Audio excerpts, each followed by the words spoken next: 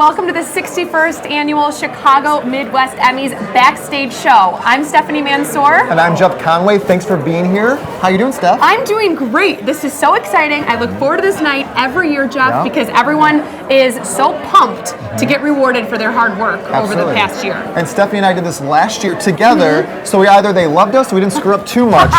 Either way, we're happy to be back with you guys this year to talk with the winners as soon as they come off the podium. We're going to be talking about their projects and everything going on in news today. Yes, and speaking of projects, Jeff, what are you up to these days? So I'm working with a few different companies around the country and overseas. Oh. I'm also right now the director of multimedia for Chicago Scene magazine. Okay. So it's really exciting. And I have a few other things in the works that I can't discuss yet, but I know you have some special news. I do. And wait, hold on. If people want to find out more about you and maybe some news about you can go to my Instagram at Jeff_Conway, Twitter at Jeff Conway. There's a lot more Jeff Conways than you think. It's like a Brian Smith. I had no idea.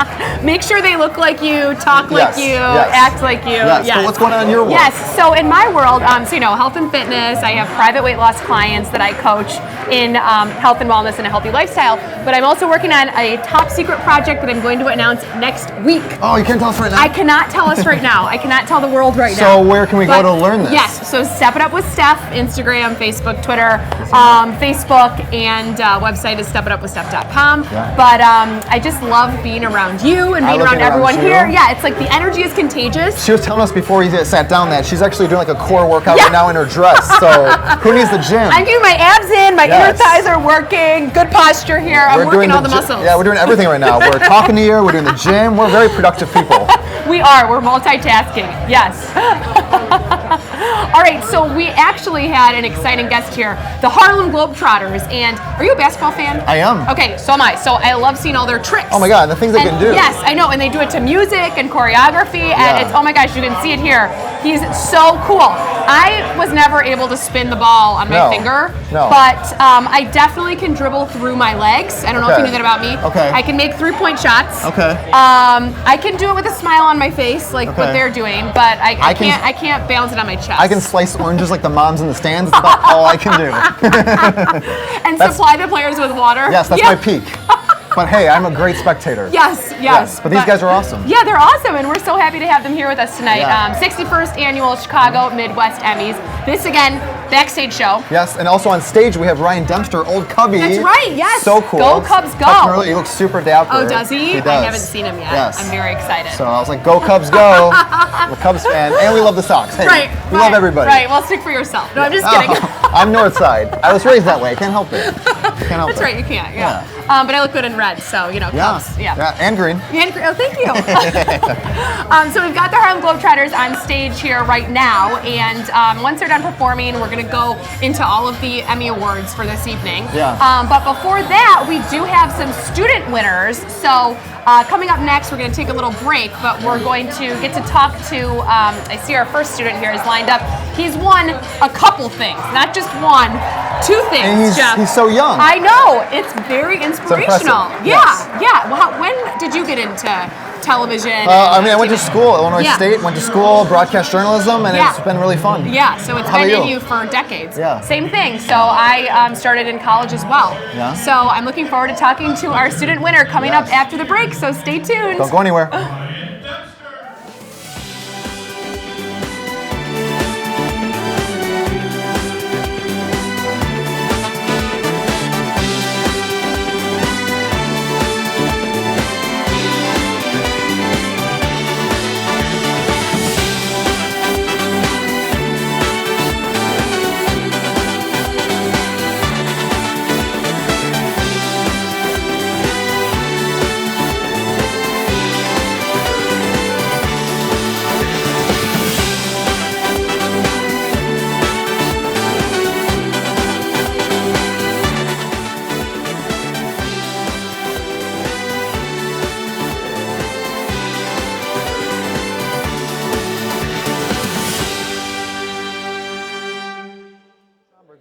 Welcome back to the 61st Annual Chicago Midwest Emmys Backstage Show. I'm Stephanie Mansour, and I'm here with our first winner of the night.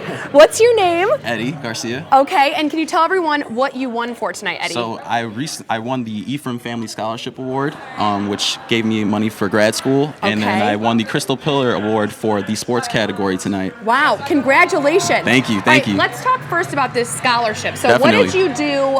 Did you have to apply for it, or what happened? I went through several interviews over the summer at WGN and went through that, and then the process, they contacted me, they followed up with me, and then they said that I won the award, and it was probably one of the most exciting days of my life. Yeah, congratulations. Thank you. So you're putting this towards... my grad school right now. I'm at NIU in grad school, working with the ESPN Productions. So. Oh my gosh, congratulations. Thank That's you. so exciting. This must be so motivating too. Oh, definitely. To get recognized for this and also get some money to put towards your education. And it motivates me more towards after my career. I want to give back and do the same thing that has been given to me and give the opportunity to other students. That's definitely. Great. That's great. Congratulations. Thank you. All right, now tell me about this one. This one was actually, it meant a lot to me because I didn't expect it, obviously. And I did this piece on the WNBA star, Lene Harper. Okay. And she was the only undrafted rookie to get into the WNBA, to stay on the team last season. And her story just meant a lot to me, just a kid from the south side of Chicago, a woman, up and coming. And it was an upbringing story. And I'm glad she was recognized as well for this award. Yeah. What did you do to put this story together? Did you shoot it, edit it, or what? I had help, but mainly I shot, edited. I did all the interviews with her as well. We were able to go to her Southside Chicago school, Whitney Young. Okay. And then we were able to go to her home, and her mom was welcoming for me and my crew, and it was just an awesome experience overall. Wow. And just to give people at home an idea, how long from start to finish did this story take you? It took me about a semester, so about 6 months. Okay. Yeah. Wow. It was a 13-minute piece, a short story, but I wanted to make sure I got it right. So yeah, that's great. Your dedication to getting small things. details. Yes, exactly. That's huge in journalism. So all right. Well, any advice for people that are up and coming, younger than you, looking to be like you? Be like me. That's high statute, but I think it's just stay at it. Sometimes you don't get those breaks, but if you continue to stay at it and stay motivated, you'll get recognized for it. Yes, great. Well, thank you so much, Eddie. Thank you. Appreciate it. All right, and stay tuned because coming up next, we have even more with the winners here at the 61st Annual Chicago Midwest Emmys.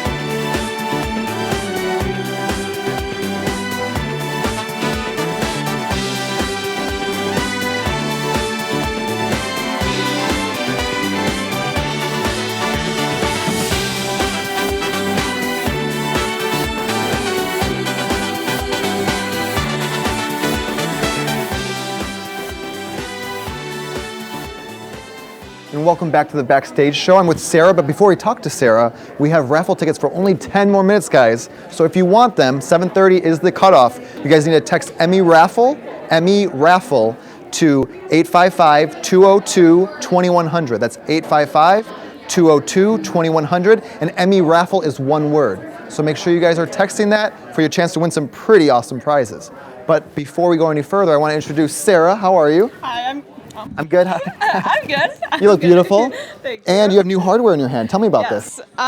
This is the Crystal Pillar, the student category of the Emmys here tonight. Yeah. I did a piece on Ross K. McNeil, a great kid who unfortunately passed away in 2013. And I did a story on his beloved Jeep and his favorite color, orange. Okay. And this was in Wheaton. I'm from suburbia, so I know this is a great area, Wheaton. Hometown, Wheaton, yep. And so that's a foundation that is very near and dear to my heart that just wanted to be able to tell their story. And, Wonderful. Yeah. So you also are a senior at Columbia. Yes, correct. So where do you hope to go? You have a new hardware. It's great for your resume. Yes, Where do you hope to go from there? What kind of products do you want to tell? So I just got a part-time job as the digital content producer at US 99 for their morning show, which I'm thrilled. I'm a huge country fan. So I'm excited to see where that goes. Nice. Well, we're really excited yeah. for you. Congratulations and enjoy your new hardware. Thank you so much. Nice to meet you. Nice to meet you. We'll be back soon.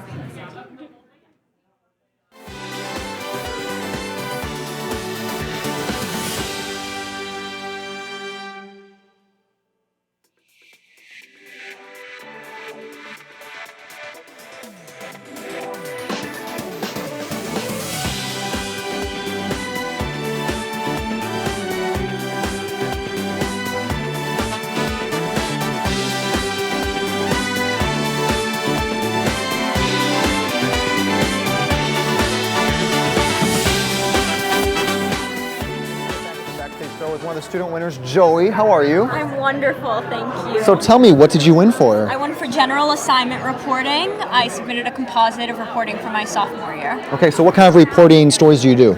It was a wide variety. I did one on recycling and climate change, one on a sticker with a white supremacist logo that was found on our campus. So covered everything. Oh wow, so I mean climate change is huge talking points right now in the news in the world. And I think it's wildly undercovered, Yeah. so I'm very honored that this was recognized. So what did you talk about specifically with the climate change, if I may Yeah, ask? it's a program at my school. I use that as a catalyst for the rest of the story that recycles plastics. It works with a bunch of partners, other schools, organizations. And then there was a student at my school who was trying to go a month plastic free, so I spoke to her just about the importance of limiting single plastic use. So what are stories that you want to tell that you haven't told yet? Oh, that's a wonderful question.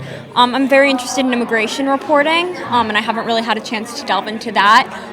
Stories about foreign affairs and domestic issues really speak to me, and a lot of politics. That's awesome. And what year are you in school right now? I'm a junior. At? Northwestern. Northwestern. Go That's Cats. awesome. Go Yeah. Cats, Wildcats, yeah. And you're wearing your color. Oh, always. I always have purple nails without fail since the day I got in. Well, Zoe, congratulations and enjoy your new hardware. Thank you very much. I will. We'll be back in a few.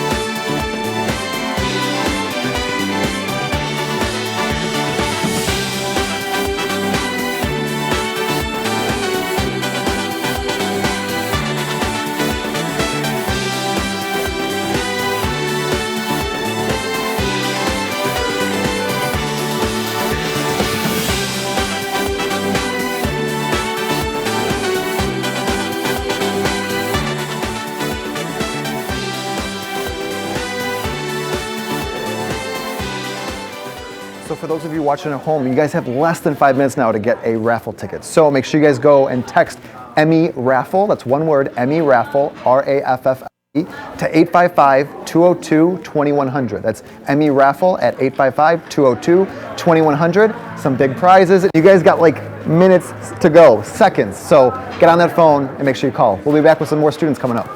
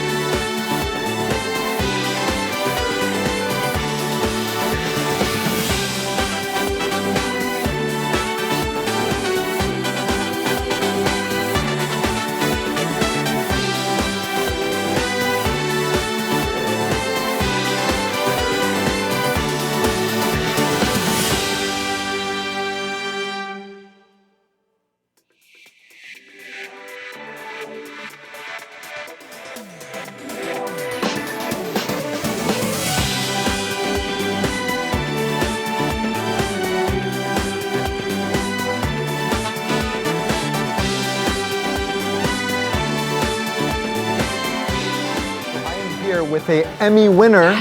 Carl. It's got a nice Fox. ring to it. Does it sound nice? Is this your first? I've had the pleasure of winning a couple before, but this is still special. So you have a couple ladies, but this lady's super shiny. Yes, absolutely, and new. absolutely. Yeah, she's got a nice glisten to her. I like it. So you're in Milwaukee at the Fox Station Fox Station in Milwaukee. So was there a certain assignment or just on a... Yeah, so we have the pleasure to do some stuff, some feature stories on the amazing arts community in Milwaukee, and this was specifically a guy who has this incredible percussion collection, like hundreds if not thousands of percussion instruments, and he's also incredibly talented, so we got to kind of put that on display. He was doing a three-man show showing off his incredible collection, and I have to give a shout out to my photojournalist Andy Conkle, incredible photographer, great editor, and the sound mixing on this was just amazing for a music story. So Carl, we're in Chicago today. Yeah. A lot of people sometimes don't always think about Milwaukee. Why is Milwaukee such a gem that is not Absolutely love it. I have a soft spot for Chicago. My wife's from Wrigleyville, 4 blocks west of the stadium. We spend a lot of time here, but Milwaukee is absolutely gorgeous. It's a great place to raise a family. We have a young daughter now as well, and there's so much going for it.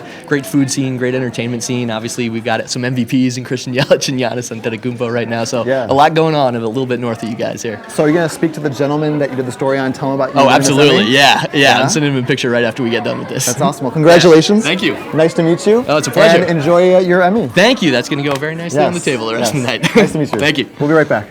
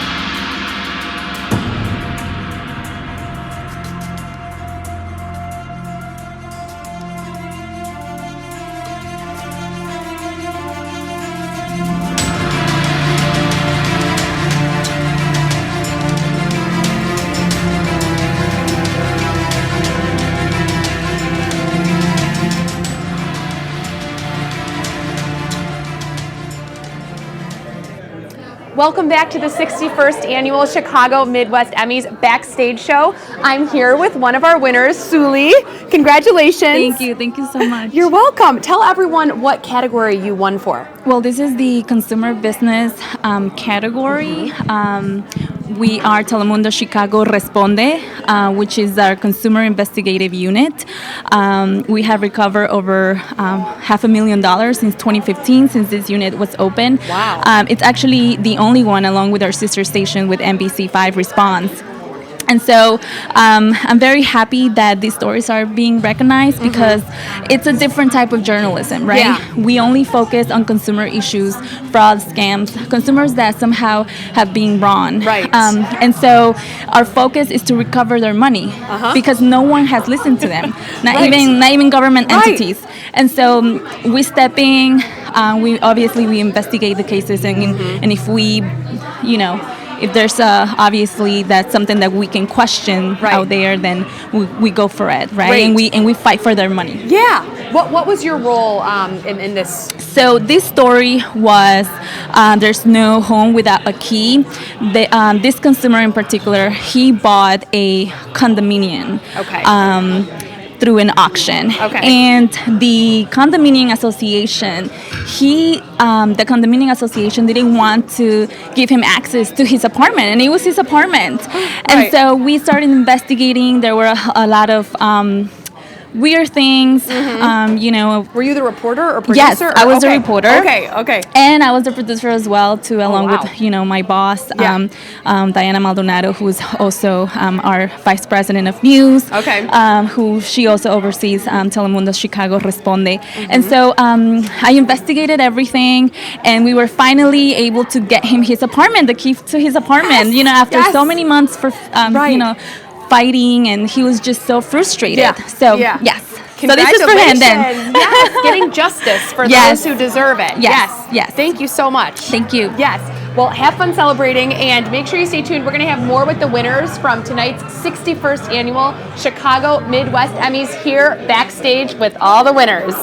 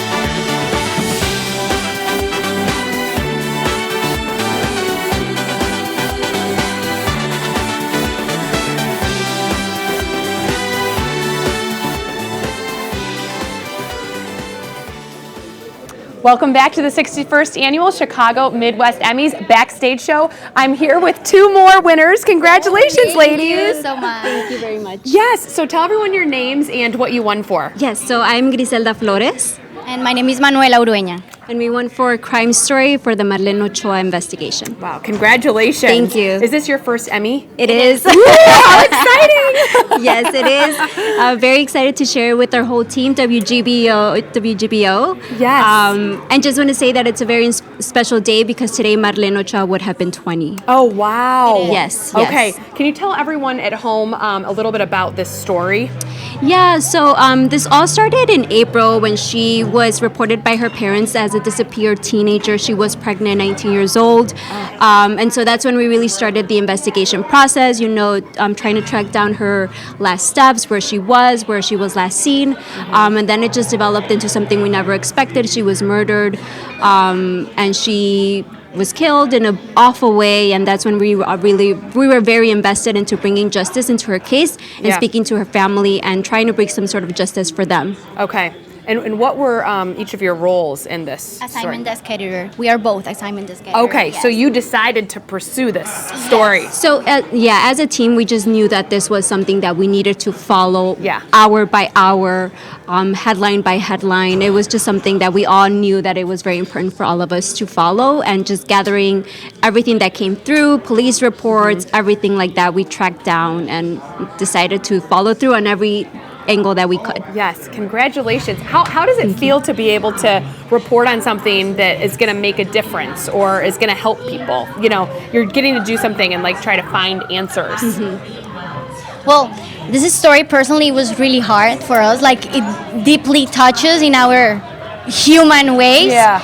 So for us, it's really important for her to do justice. Yes. Justice is really important in this case for us. And I think it's important to say that it touched us on a very personal level. I think we all would go home and just try to decompose and understand everything that we just learned. Yeah.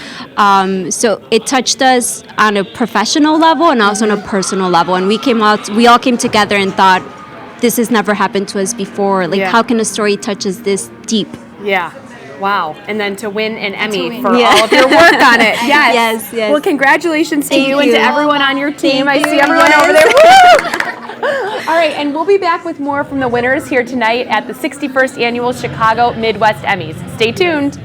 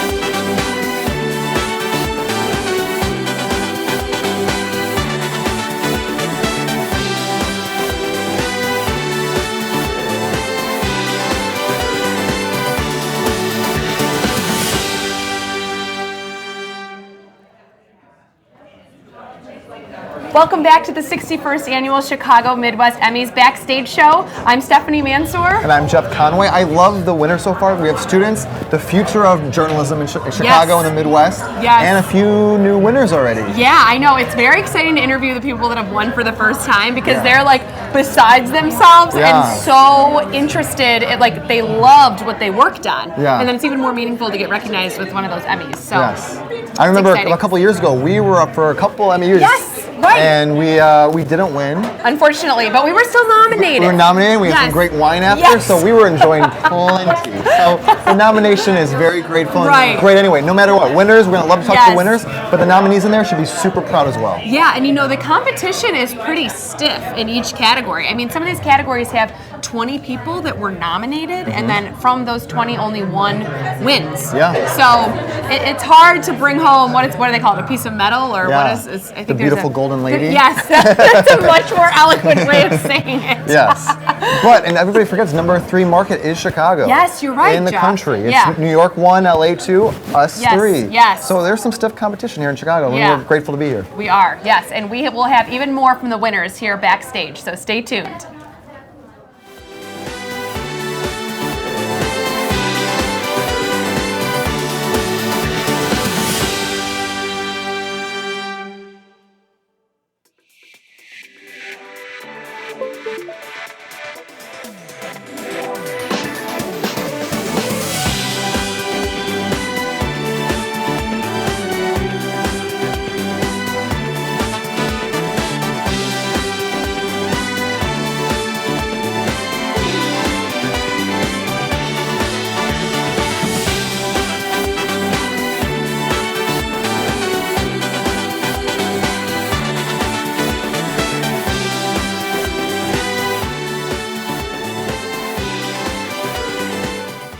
So we're here at the 61st Annual Chicago Midwest Emmy Awards. I'm with Sarah from WITI. How are you? Doing well, how are you? Good, so you won this beautiful lady right here. I sure did. And for an environmental story. Yes, so we followed around Marla, who in Milwaukee has become kind of a local advocate. She was combing the beaches just as a form of therapy and came across all sorts of debris and realized there was so many plastic straws that were littering the beaches and decided that I'm going to start picking them up. So she would bring a plastic bucket and would just pick them up. She would post her findings every day on a Facebook page and has since gone around to local businesses in the Milwaukee area and said, hey, what can we do to get rid of your plastic straws and your plastic straws? And has started sort of a local movement and has become a local advocate that has really started some change in the city as far as getting rid of plastic straws. So how did you learn this story? Was it the Facebook page? Yeah, so we saw a Facebook page, we got a couple tips that were like, hey, this girl's doing some good stuff, and so we started to follow her around and realized, just walking even 10 foot of a beach, it's amazing how much stuff is just sitting there and washing up from everywhere. Yeah, so this is a karma moment because you helped tell a great story. Yes. And this is what you get out of it. I know, we're so excited. It's so great. This is just, it's proof that local journalism works and it's so awesome, and it's great that we get to tell a story, and a story that has impact, not just in Milwaukee, but regional and national. And how does it feel to do this for WITI? So awesome. We love it. We love telling these kind of stories, and we're so excited. Are you going to reach out to this individual and let her know? I cannot wait to get back to my seat to text my coworker Ted, who helped me work on this story, and then to text Marla and say, look what happened. So we're so excited. For sure, the rest of the night I'm doing paper straws, and I'm going to go with this to make sure we're going the right way this way. Exactly. Congratulations. Thank you so much. And go WITI. Thank you. Yes, go Fox 6. We'll be right back.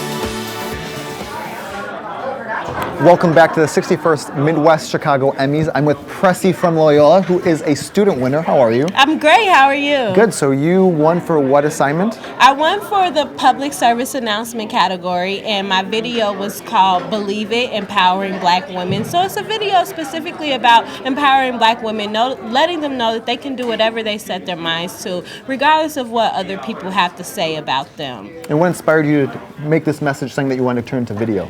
Well, my Professor John Goheen, he told us that we needed to do sort of like a recreation, and he gave us this Dove commercial as kind of like some type of inspiration, and I knew automatically that I wanted to do Chicago 300 Black Women because they're all about empowering women. I feel like that's what Dove is about, so I knew that if I did something that empowered Black women, it would kind of touch the cores of people, and that's kind of what inspired me. Was it that Dove commercial with all the women and the t-shirts? Yes. I remember that commercial. It's a great commercial. Yes. I'm excited to see yours that was inspired from that. Yes.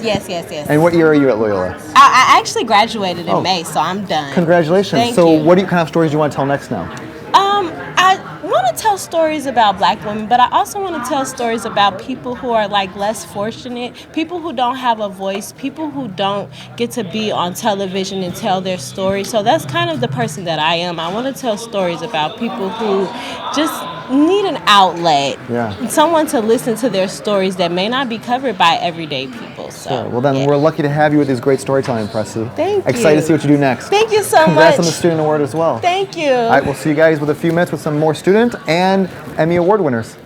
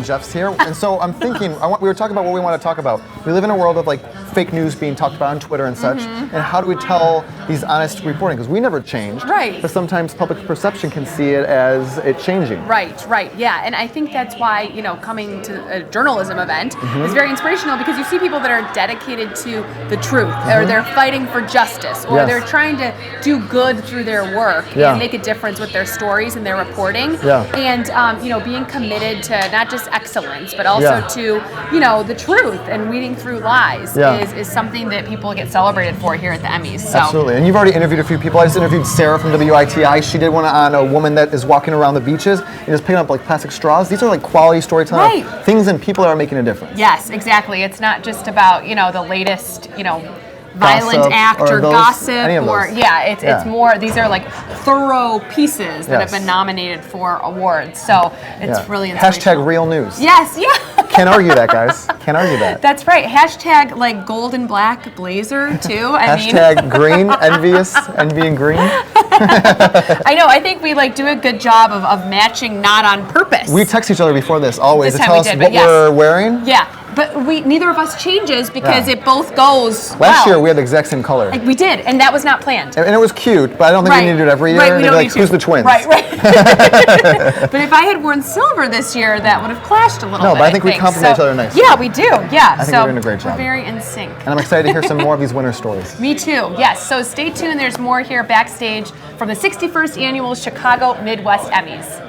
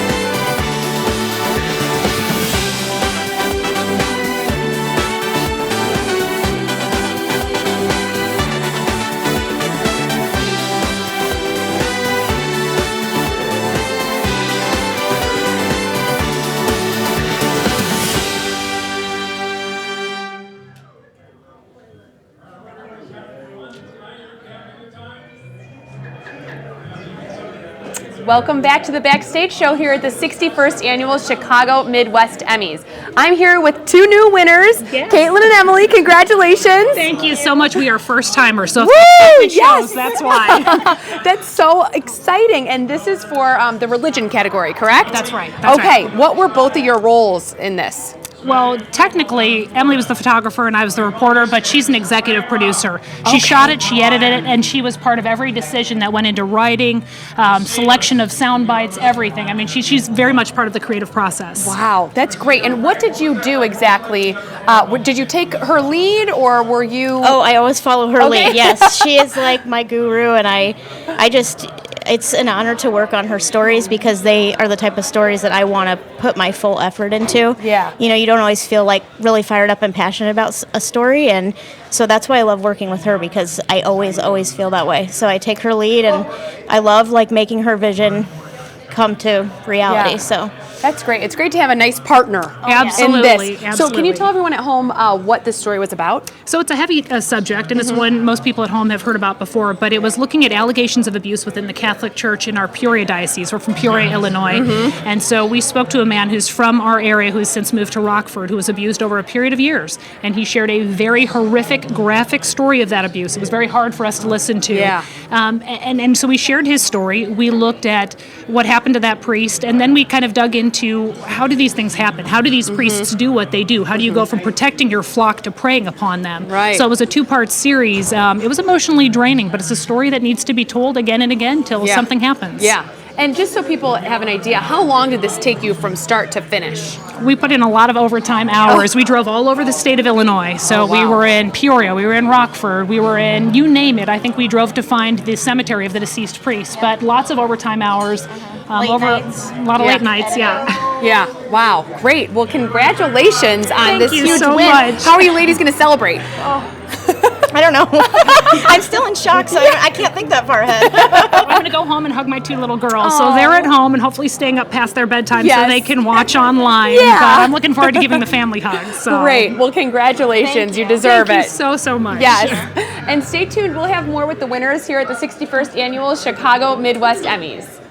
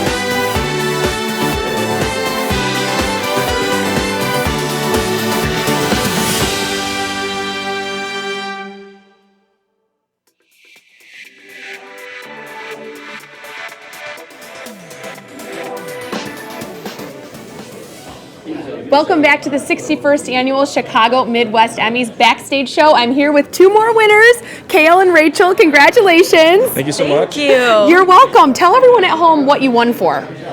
So this was for one of the specialty categories for a storm chase series that we did. So the weather category, weather reporting. Okay, are you both meteorologists? I'm a meteorologist. Kale is I'm a photojournalist. Okay. and a weather fanatic. What does weather fanatic mean? You like to follow the meteorologist around and Yeah, win Emmys? Well, I feel like I should have been a meteorologist in another life, but Yeah. I decided to be a photographer instead. Okay. What station are you guys from? We're with WITI Fox 6 News Milwaukee. Okay, and tell everyone about this weather story. So it was a 3-part series. We went out with students from the University of Wisconsin-Madison, a PhD student and a couple of undergraduates who he was teaching kind of like a voluntary field course. And we talked about how students learn from storm chasing. We also talked about how storm chasing and storm spotting can help to keep people safe. And then the kind of more serious side of things was the third part that we did, interviewing a man whose home was destroyed and he lost his wife in a tornado. So a really moving story, and we're really grateful that he let us interview him and kind of share his story as well. Yeah. How is that taking video and photos and stuff like that? When I was told that I was going to be able to go out and get paid to go storm chasing, I was kind of like, are you serious?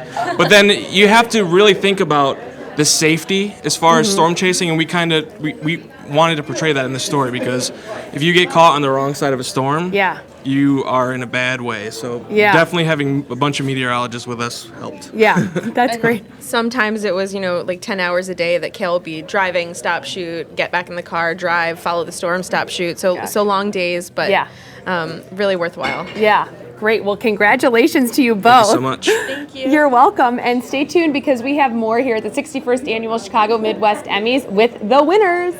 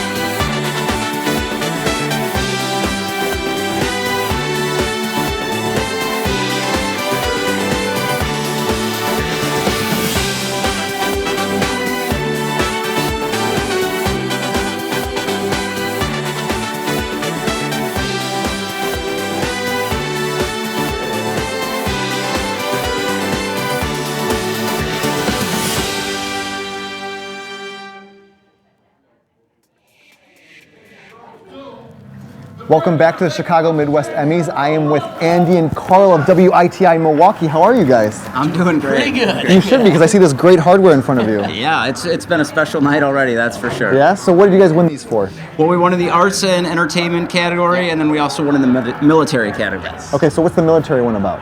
So this was a story, there's a group in Wisconsin, in Milwaukee, called Feast of Crispian, which is professional actors working with military veterans and using Shakespeare as a way to access some of their emotions, get to their PTSD, the pain that they experience coming back from war. It's a brilliant program, incredible people running it, and then some truly astounding veterans who have gone through some horrible things but are on their road to recovery as a result of that Awesome. program. You're shining a light on a necessary story. Absolutely. Yeah. So absolutely. in a digital age we live in right now, how is this for you guys? Are you calling significant others, cousins? Are you guys tweeting? What do you guys do after these kind of wins? Man.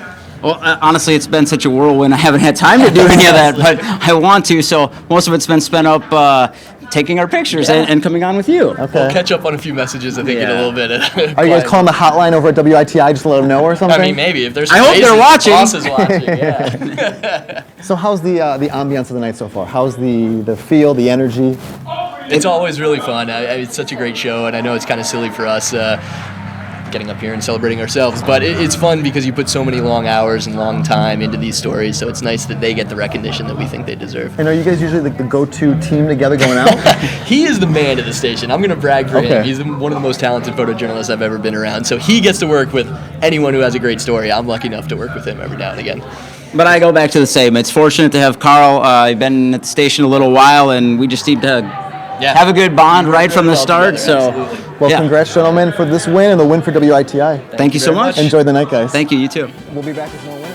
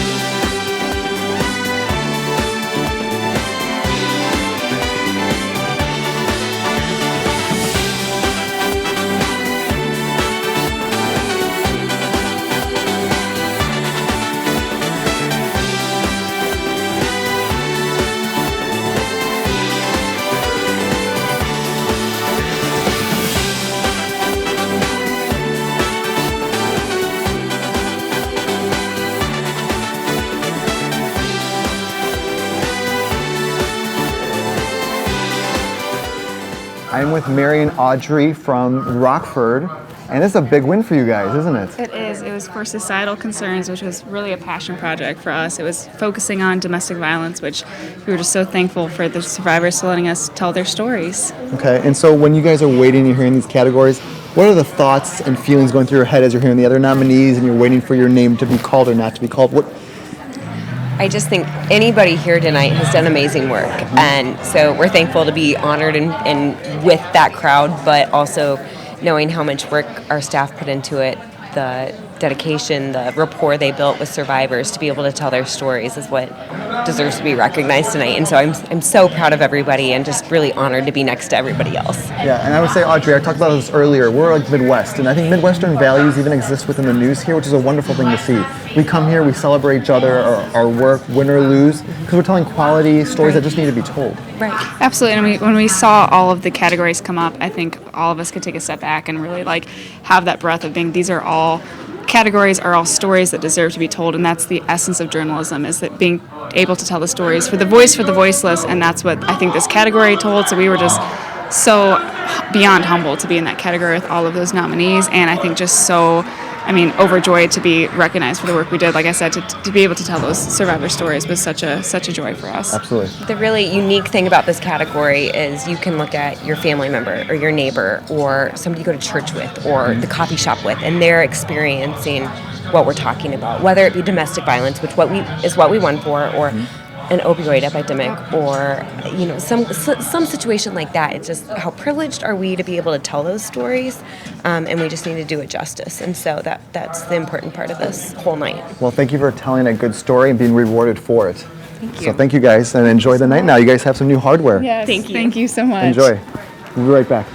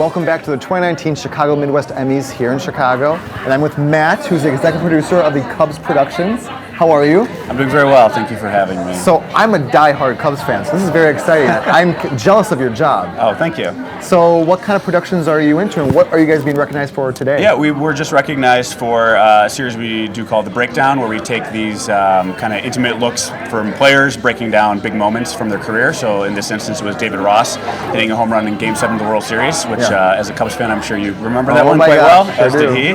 And then a series called The Offseason, where we spend time with our players in their kind of natural habitat, if you will. Just get a little bit of information about them that's maybe not on the field, more what they like to do in their free time, kind of maybe defines them as a person off the field more so than their performance on the field. So what kind of productions do you guys do during an off season? What kind of productions do you do for social media and such that keeps people thinking about Cubs? Yeah, it's a great question. I think we spend a lot of time, letting people into these players' lives. There's so much more to them than just their performance on the field. We try to bring that to the fans and, showcase their personalities, again, what they're into, sometimes it's their charities. It's hopefully a good breadth of both on-the-field performance during the season and then a little bit more about the players and what they're into in the off-season. So I have to wonder, in-house, 2016 was such a huge year. Yeah. Do you guys still feel that when you're there? I know it's only been like 3 years. I mean, I try not to think about it too much, but... I didn't even notice you were wearing that. Can we show that little hardware at the camera? Of course, yeah. No, I mean, I'm beyond privileged to have received this from the Ricketts family and the Cubs organization. They're amazing. And, yeah, I mean, it's kind of hard to... I grew up a Cubs fan as well, and to be at the organization at that point in time is just kind of like unreal for me. And so, yes, I think I'd be lying if I said that doesn't come up all the time. Yeah. But at the same time, I think that we often try to, distance ourselves from that and move forward. As a team that's competing every year, we want to tell new stories. We don't want to just look back at this great moment, and it was a great moment, but there's so much more to these, again, to these players, to the organization, to the stories off the field that don't involve players. Yeah. We have a lot of opportunities to tell these stories, so it's fun, and obviously I'm a part of, reliving this, but we try to, move on from that as well. So, Cubs Productions, I mean, it's a big deal. How do you guys stay relevant in 2019 with the digital age, and what are you guys doing to be strategic? Yeah, so last year we actually sort of relaunched, if you will, our YouTube channel, got rights back from the league, so we spent a lot of time programming that channel, partly strategically to get to a younger audience. It's a platform that has a little bit younger audience than baseball traditionally has, so we spent a good deal of time creating content that performs really well on that platform, so things that maybe a traditional baseball fan might not want Chris Bryant telling them how to tie a tie, but a YouTube user might find that really fun. Sure. And so that's an example of a video you would see on our channel. Awesome. Well, I'm excited to see what you guys do for the new coming season. Appreciate it. Matt of Cubs Productions, executive producer. Congrats on your guys' wins tonight. Thank you. Appreciate it. Nice to meet Thank you. you. Good to We'll meet be back you, with more from the Chicago Midwest Emmys.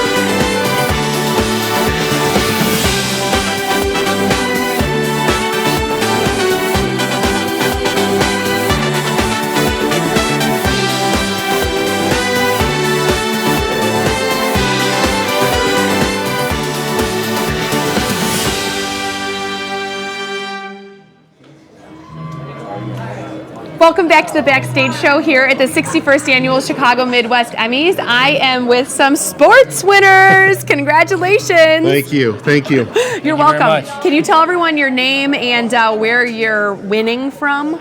Brad Boron, Matt Dahl, and JV Trammell from Chicago White Sox. Okay, congratulations. So tell us what you guys created. Like, was it a piece? Was it a promo? What was it? So it was an hour-long documentary on Ken the Hawk Harrelson, who is our legendary broadcaster who was retiring at the end of last season. So followed him around across the country. Wow. Reliving some of his best moments, 8 decades in baseball. So he took us to Boston, Savannah, his hometown in Indiana. Wow.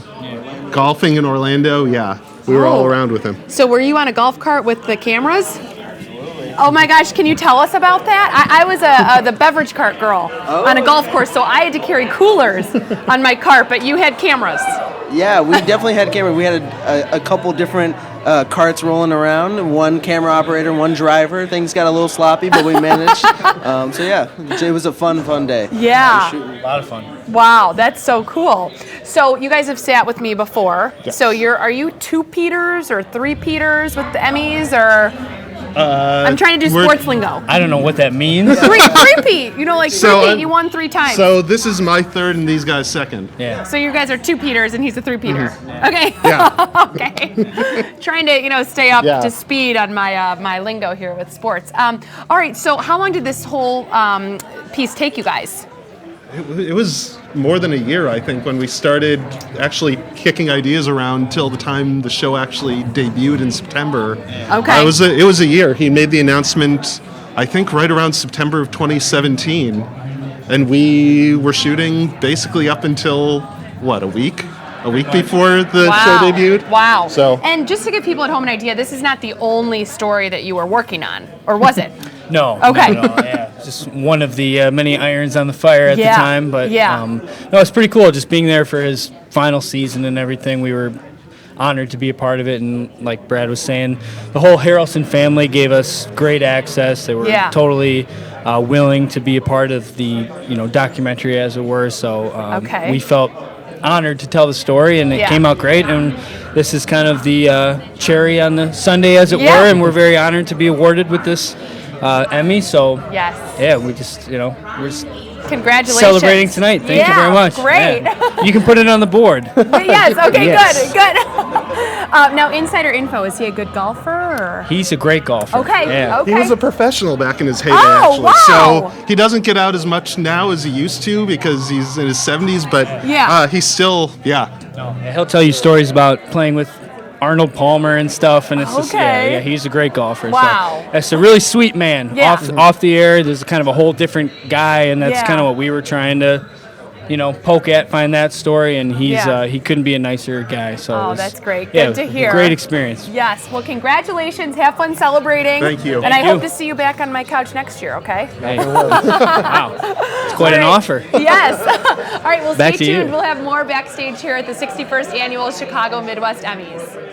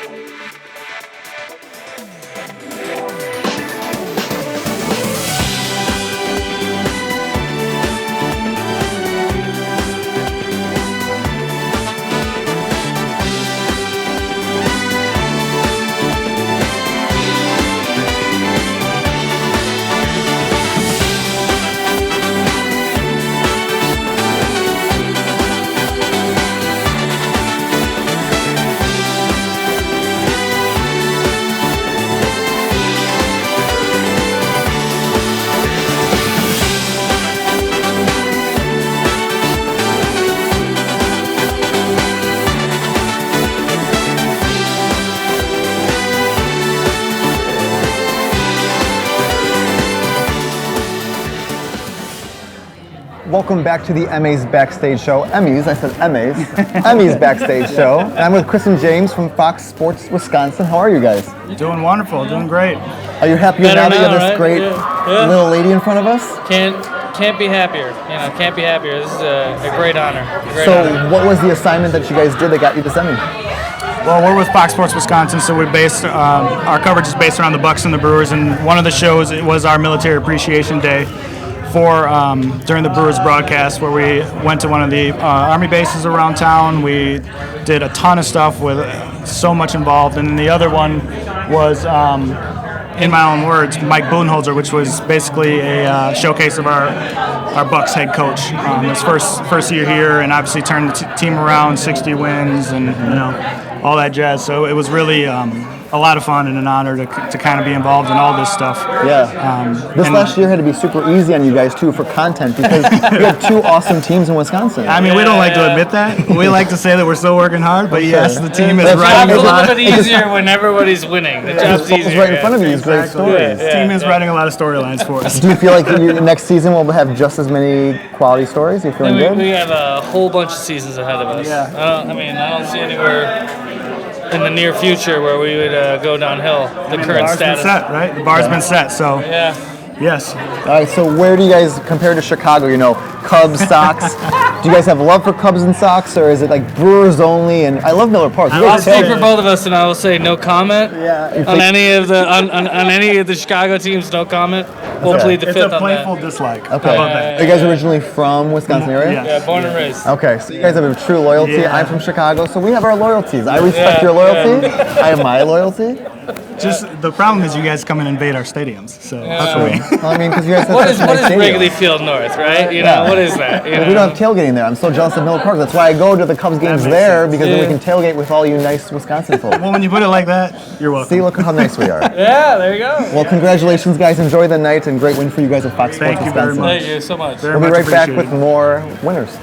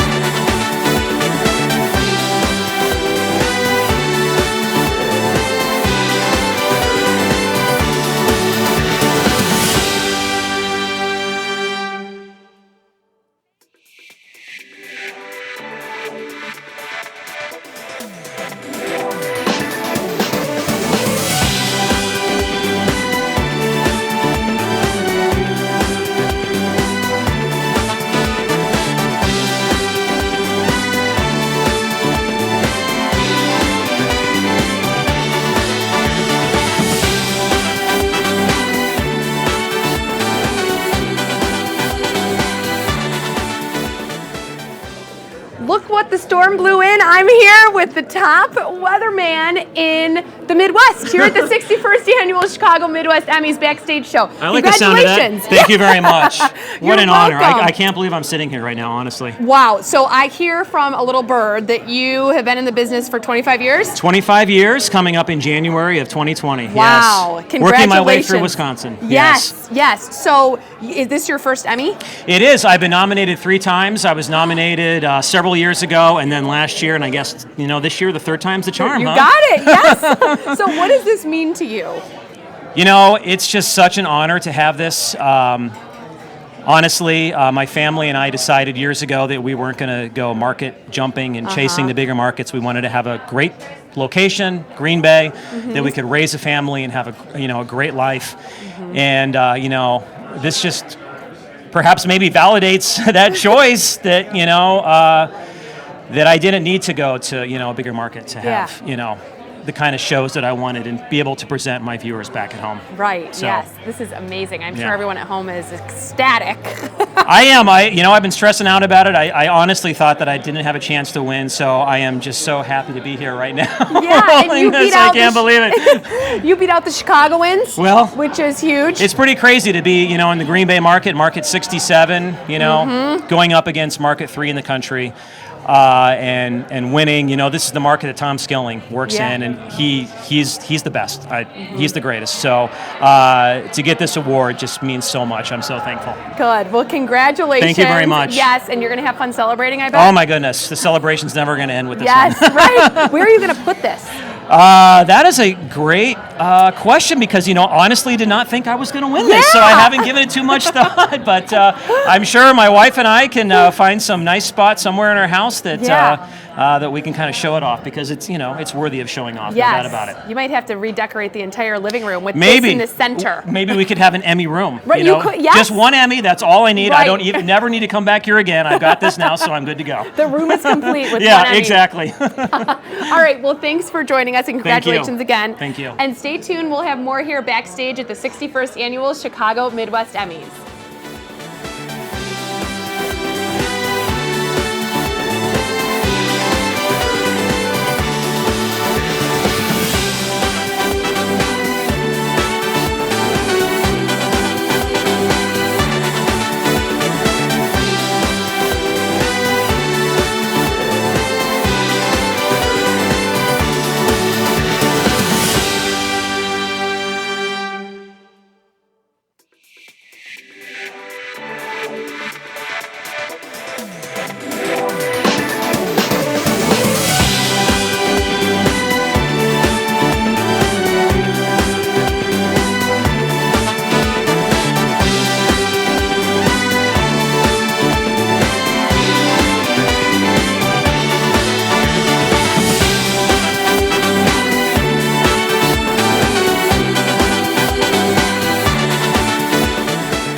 Welcome back to the 61st Annual Chicago.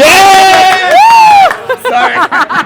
Diego is on the couch. He just won an Emmy. I'm very hyper right now. I'm very excited right now. I probably your audio was like so high. So sorry for that. That's okay. The people in the back, their ears are just, you know, they'll deal with it tomorrow.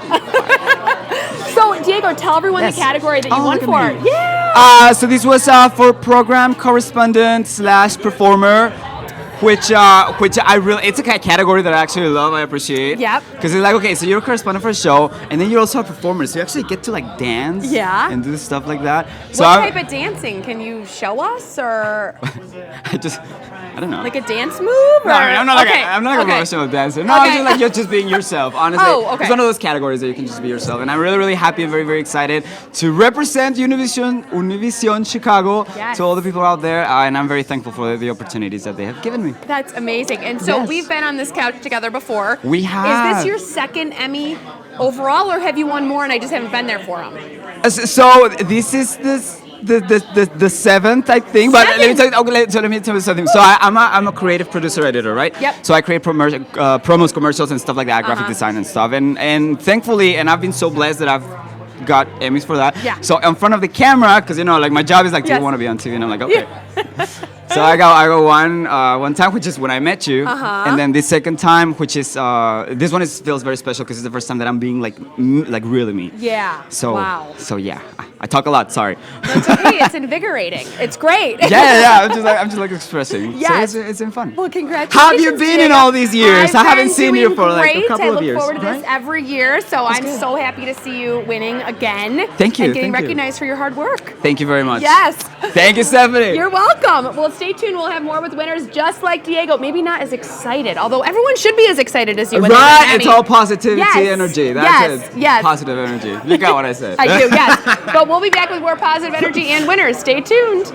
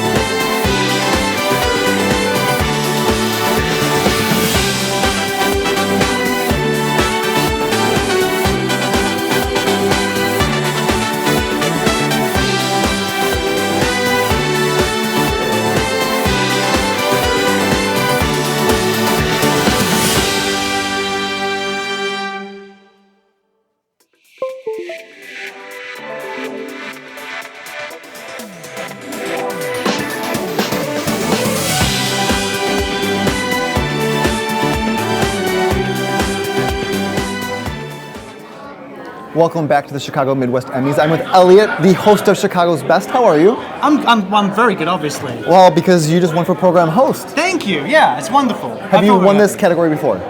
Yes. Okay. I'm not gonna I've 1 or 2 times. Okay. Yeah. So are those being used as like doorstops now? Where are they at now? My wife used to use them as decoration hangers for our dogs' stockings. Okay. We have 4 dogs now, so we have more than an adequate enough of dog hanging Christmas stockings in our home. Okay. So they're used nicely.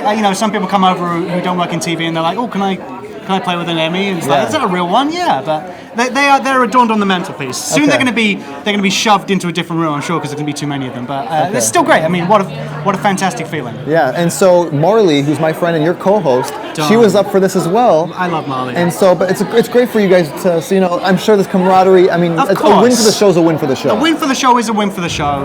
And when they said that there were 2 winners, I was nothing against John McGivern, nothing against you, John. Wonderful man. But I do know Marley a little bit more personally, obviously, because I've worked with her. I was really hoping that she was going to win as well. And Marley does fantastic work. Marley's only just come onto the show 1 year ago. She has a nomination from her first Hey. year of hosting on Chicago's Best. It's only up from here on out. Right? Yes. So, next year, I'm sure this will be hers. But she's fantastic. You show off a lot of food on Chicago's Best. Yes. Is there any kind of food that you haven't shown off yet you're just dying to show off? Have we done Ethiopian? Have we done? We've done Ethiopian. Okay. Yeah, we've done Das Ration. I can't even remember right now. We've done pretty much everything. Honestly, I can't think off the top of my head. You put me on the spot there. I can't think of anything that I'd be like, man, I wish we could feature that. It's because you guys cover things so well. You covered everything. We cover. There's after you've been on for 10 years, you need to find new avenues. Even roasted socks we've done. Yeah? Yeah. No, of course not. No, no one would be able to eat that. But we do a lot of good food. But I have to think about that. I'll get back to you. Okay. Well, Maybe next year. congratulations, Thank program you. host. I hope Thank this you. one doorstop. Going in your bathroom maybe so people can take one in the mirror while they're at your home. I might use this as like toilet paper holder, just because it's kind of fancy. Do you roll yours on the outside or you're the inside kind of guy? You know what I'm talking about? I'm goes from the bottom. Comes It's from not the. me. I feel it's more work. Really? That's just me. I feel You it's wanna right go in front over of the you. top? Because it's right in front of you. There's no secret pull from behind. But it seems to fall down when it's underneath, and it just comes down I feel naturally. gravity comes the same way the other way. If I'm sitting at the edge of my toilet and my toilet paper's right here. This is riveting television right now. Welcome to men's toilet problems. And we'll be back more with some more toilet paper and other things coming up soon. Thank you, Elliot. Do you wet wipe? We'll talk later.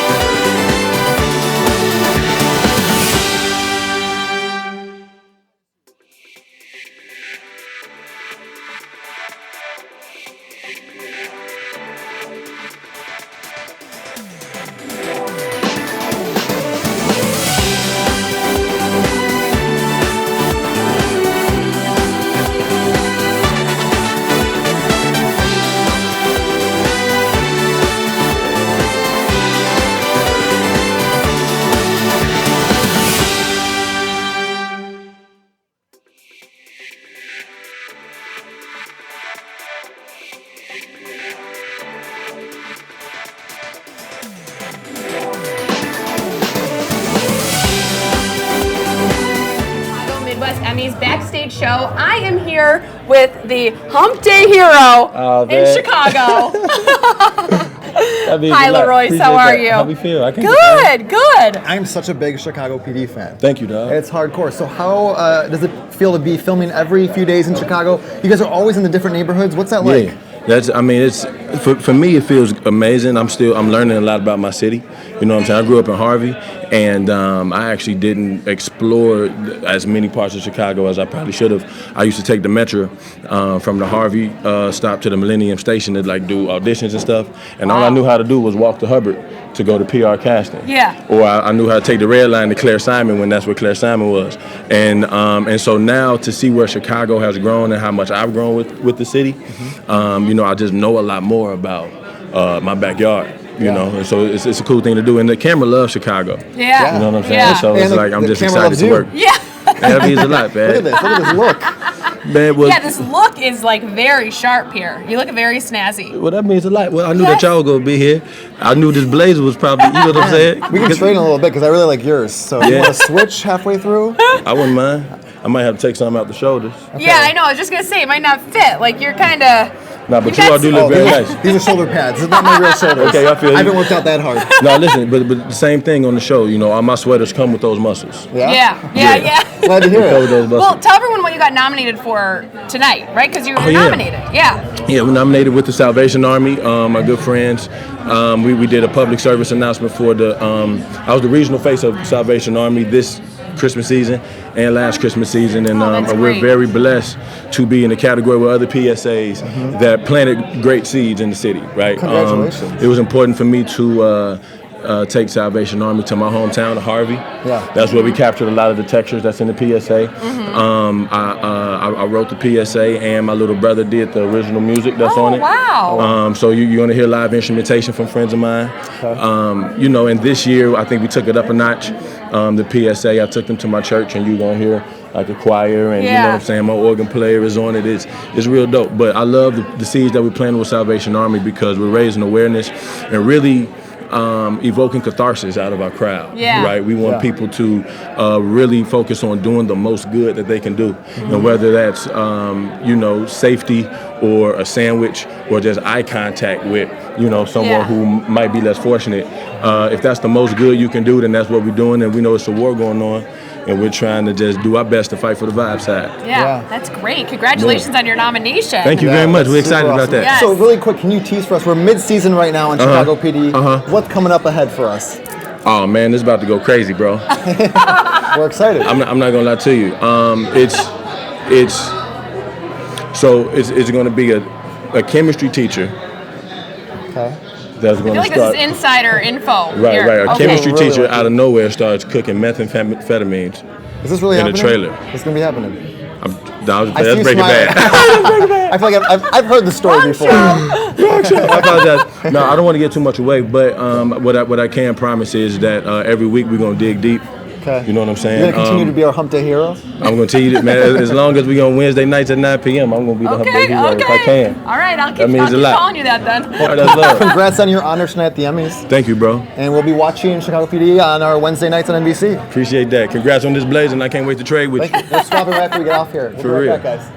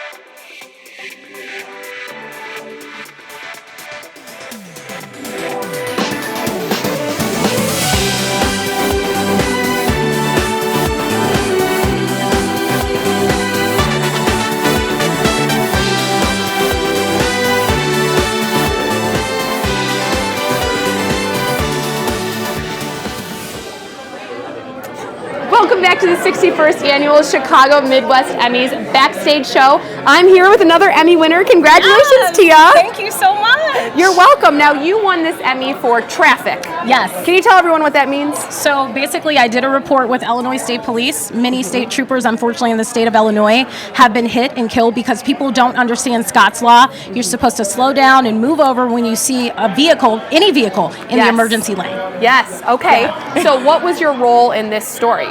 So I initially did a general assignment report on it, and I knew it was so relevant that people didn't know the law. People just didn't know the law. Right. And so I knew it was my responsibility to inform people about what the law is. Right, yes. So that's how I ended up doing this story. Okay, and how long from start to finish did this take you to produce? So very interesting. The story was supposed to air within 2 weeks of being shot. Okay. And one day out of the blue, the bosses came and said, you need to turn this tonight. Oh, wow. Yes. So did you pull an all-nighter or what? Pretty much an all-nighter. Yeah. Oh, it's crazy how that happens. Wow, yes. Well, and you have, the Emmy to show for it. I So can't believe it. That's great. Is this your first Emmy? This is my first Emmy. This is not the first time I've been nominated and made it this far, though. Yes. Yes. I don't know Okay. where I'm going to put it. That's what I've been thinking. I Where was do you just put it? going to ask. Like on a mantle, bedside table? I don't know. Someplace you got to see it every day, right? Right, yes. I heard someone was going to make a room, like an Emmy room. Emmy room. Yeah. Okay, I like that idea. Yeah. Well, thank you so much for joining us, and congratulations. Thank you for having me. You're welcome. Thank you so much. Stay tuned. We'll be back with more from the winners here backstage at the 61st Annual Chicago Midwest Emmys.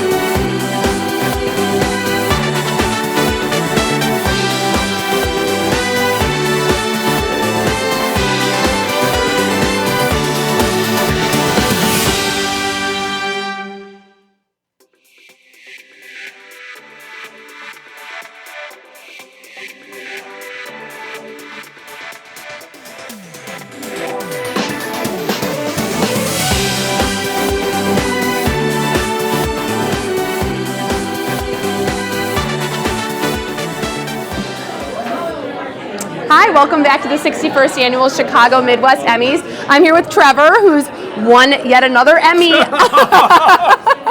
Is that where we're going with this now? Yes, Yeah. you're crushing it here. Yeah, well, this is the first one this year, so Yes. let's just. You've been on my couch before. I have. Yes. This is not my first time on the couch. Right. so. Okay. So can you tell everyone what you won for? Yeah, this so year? this is actually for documentary cultural. Okay. For a documentary we did at Wisconsin Public Television, which is now PBS Wisconsin. Okay. But we just changed our name and logo last week, so I'm trying the Yeah. branding, trying to keep the branding right. But we went for a documentary we produced called Hip Hop U, the First Wave Scholars. Ooh. Yes. So it was about hip hop.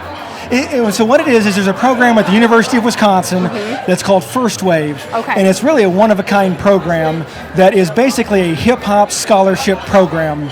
And so what they do is they bring in like spoken word poets, hip-hop artists, people who are interested in hip-hop arts and have demonstrated, experience and ability in hip-hop arts, and they bring them on a full-ride scholarship at the University of Wisconsin. Oh, that's and cool. It's almost like, the way the students put it, it's almost like being an athlete, in that they come in as an artist, Yeah. but then they're allowed to pursue whatever degree they want at the University of Wisconsin. Wow. So it's a one-of-a-kind program, Yeah. and it's something I'm actually kind of surprised nobody's done a documentary on it before.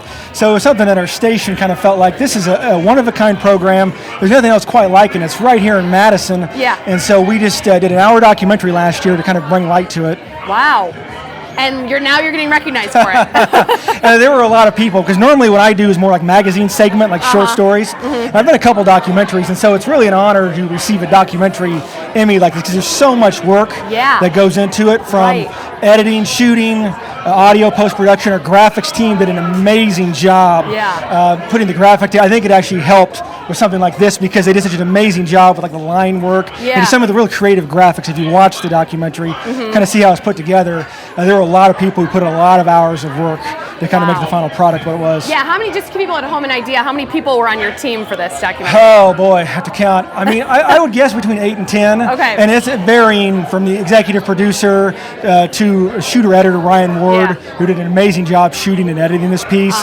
Kerman Eckes, who was up on stage with me, she did the audio, and she had to sit in there with the audio booth while I was like, move this 2 inches to the left, 2 inches to the right, fine tuning things. But she did a great job with the audio mix on it. We had 4 or 5 audio engineers, but yeah, it was a lot of people doing a lot of work. Well, congratulations to you and to the whole team. Yes, thank you. And enjoy your night. We'll be back with more here from the winners at the Emmys.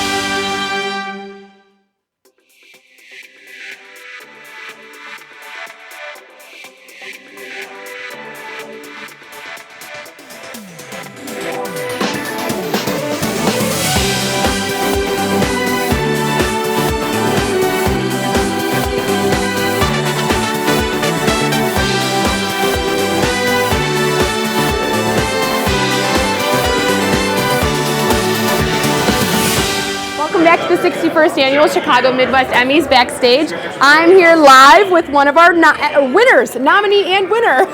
Congratulations. Thank you so much. I appreciate it. Yes. Can you tell everyone at home your name, where you're from, and what you won for? Yes. My name is Michelle Nutsonellieri. I'm from New Haven, Connecticut with the Knights of Columbus and Spiritu Studios based here in Chicago. We won for the category of documentary topical. Wow. Great. Congratulations. Thank you so much. Is this your first Emmy? Yes. Wow, yes, that's very, so very exciting. excited. Yes. Did you come here tonight expecting to win, or what did you expect? No, not at all. I mean, we're in a difficult category with just incredible productions. Yeah. That we were up against incredible productions. So it was really, it's a win just being here and being nominated. So we were just thrilled. Yeah. Just at the invitation and the nomination, but this is just amazing. Yes. Do you know where you're going to put the Emmy? Not yet. Not yet. I've been asking this question to everyone tonight. Someone said they were going to make not a in the room. bathroom. Right, not in the bathroom. no. But yeah, somewhere special. Yes, for sure. that's great. And can you tell everyone at home how many people were in the category that you were nominated for, approximately? Yes, we were 4. 4 people. Okay, yeah. and that's kind of low. The other categories have up to 20 people nominated, so it's a huge deal to win. How many people were on your team for this project? There was a big team. Yeah. Okay. There was a team, but I think the core production team. There was 5 of us, and it was incredible. It was incredible working with them, being on the ground in France with the Warriors, who were just so open and allowing us to kind of come in and share their stories. And we worked just around the clock for that whole week of time that we were in Lourdes with the Warriors, and it was just a remarkable project. And you were Very there humbling. for a week filming. Yes. And then how long was the pre-production before the filming, would you say? So there's a lot of planning that goes into the pilgrimage on the organization side, and pre-production, I would say, a good a solid kind of 4 weeks to make sure that we had everything we needed to go in and tell the story properly. We kind of identified a few of the Warriors ahead of time, contacted them to make sure that they would be, open and willing, and to share, and then just the logistics of it. There's so many moving pieces. We have a group of 200 warriors and their families, some family members, caregivers for some of the wounded. So it's a big group of people that are moving. There's so much going on when you're there. It's an international military pilgrimage with 40 nations. It's just, there's like a lot going on. Pageantry and beautiful ceremonies, religious and just ceremonial, and it was really something. Wow! Well, congratulations on your win. Thank you so much. You're welcome. And we'll be back with more here at the 61st Annual Chicago Midwest Emmys.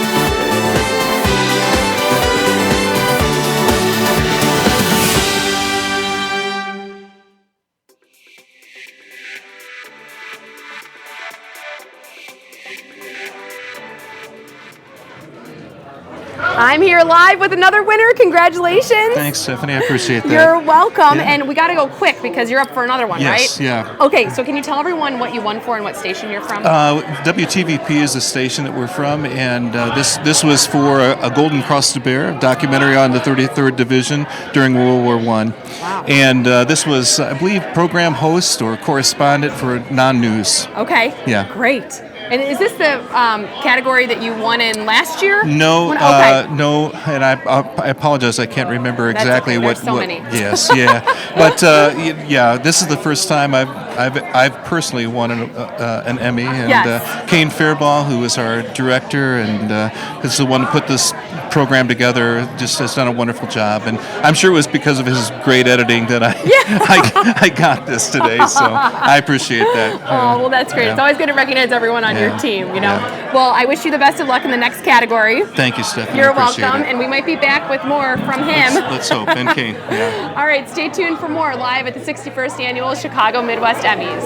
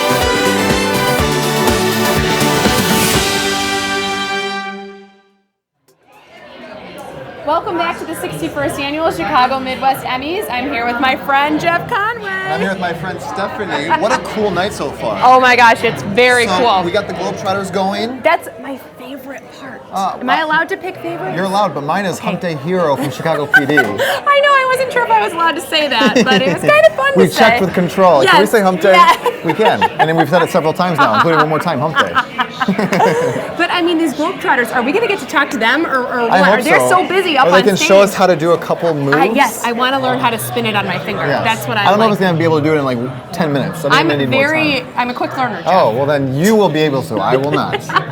As I said earlier, I'm going to be cutting oranges on the other side, Right, the outside, right. as the mom. That's where I'm good. I'll have one of your slices of orange. I'll be Awesome. exhausted after trying to learn how to spin it. But it's a cool night. Ryan Dempster from the Cubs Yes, is here. yes, It's just yeah. it's a cool Chicago Yeah. Midwest night. It is. It's total. And people that are coming here from out of town are equally as ecstatic to be here. Yeah. And just to be around the energy and everyone here is smiling. Whether you win or lose, Yeah. everyone's nominated. So everyone's excited about that. Yeah, I spoke to a couple of winners from Rockford, and they were just like, we won, but we were just so excited to hear other people's stories. I love hearing those like Midwestern values that Yes. we're just here for good storytelling, embracing our fellow neighbor. Right. It's really cool. It is, yeah, it's inspiring for sure. So I hear we're going to have more winners. Yes, I'm super excited. We're still going. Yes. So if you're watching at home, thanks for tuning in, and tell your friends, tell your family to tune in. Yeah, don't go anywhere.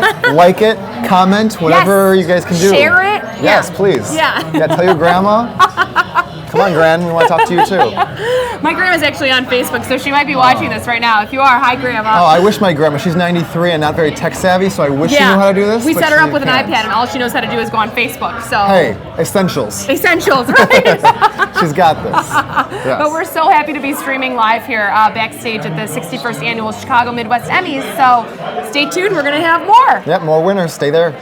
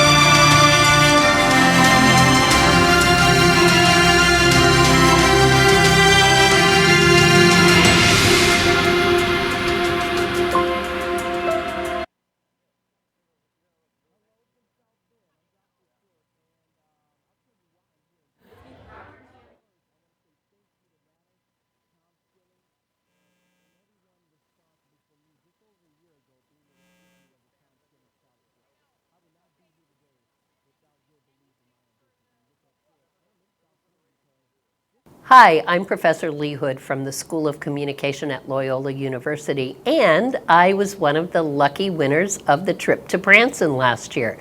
Let me tell you, it was lots of fun. We got to go to shows and even meet the entertainers afterward. We got to go to Silver Dollar City, had a great time. It's a wonderful trip. It's a trip for 4 people, so you can take your friends, take your family. It's a great time for everybody. And another great thing about it is your raffle tickets help sponsor the scholarship program. And I can tell you that from past years, when we've had scholarship winners, those students appreciate the help very, very much. We've had an outstanding group of scholarship winners from the TV Academy over the years, and you will meet some of them at the program. They're just a really wonderful group of professionals. Branson treated us so well. I got this lovely necklace from the Titanic exhibit. Oh, and they even gave me a tiara. You might say that Branson treated us like royalty. So buy your tickets and help us out.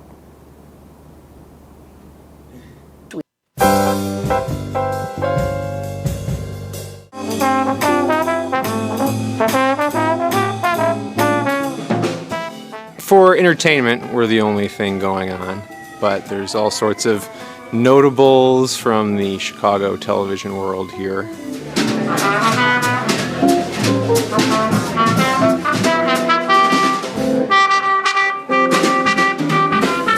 The Television Academy stands for excellence.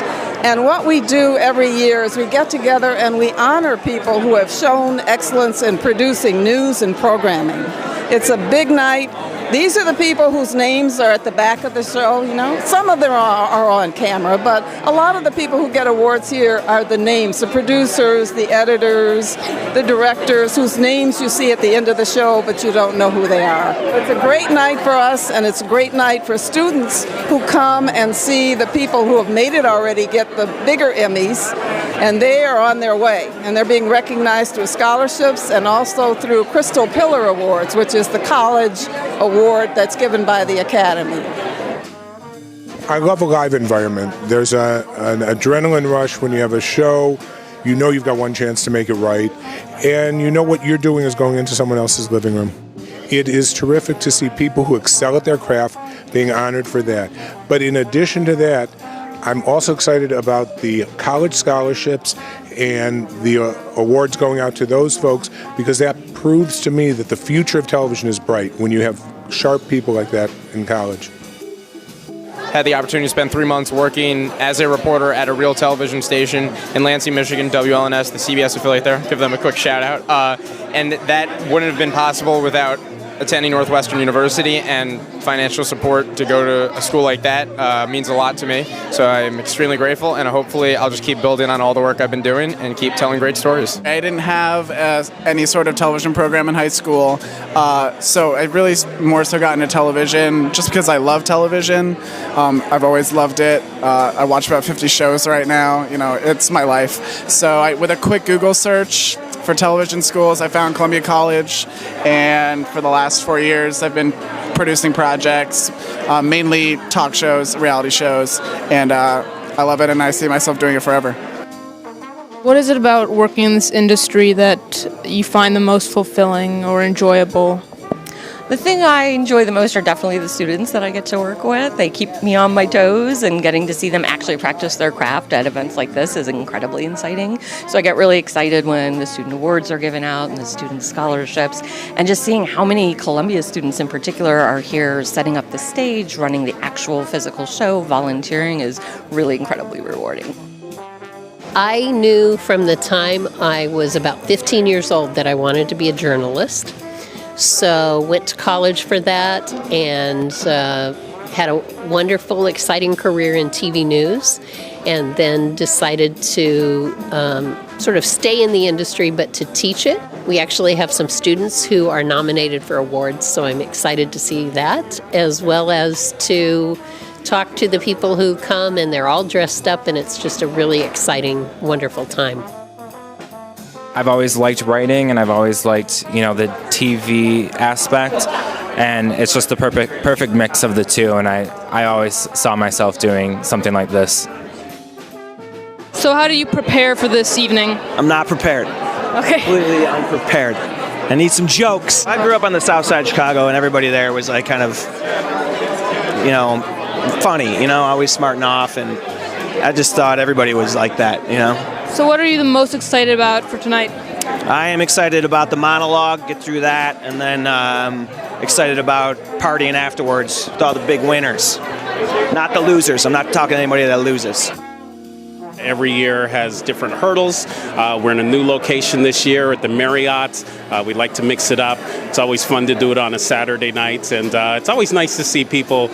It's a chance for a lot of old friends to get together and say hi, and it's some good old-fashioned competition, but at the end of the day, it's a celebration of excellence. It's kind of nice to sit back and really be a journalist this year. I'm actually up for an Emmy tonight, so that's what I'm excited about. Our team is nominated in category 17, which is the interactivity category, Digital Decision 2016. It's all about our digital coverage of the election over the past year. So that was exciting, and it is exciting to be nominated for this as well. What about some of the other nominees? Do you think you have some competition going with the other nominees? What's interesting in that category is the three people who are nominated in that category are all from Wisconsin. So that's kind of exciting. We kind of shut out Chicago, right? So it's WISC, Michelle Lee, who's an old friend of mine, and she's in Seattle now, but she's nominated as well, and Melinda Davenport at WISN in Milwaukee. So, we're all, we all look out for each other, and we're all hopeful, and we're proud of each other, but all of us really, really want to win tonight.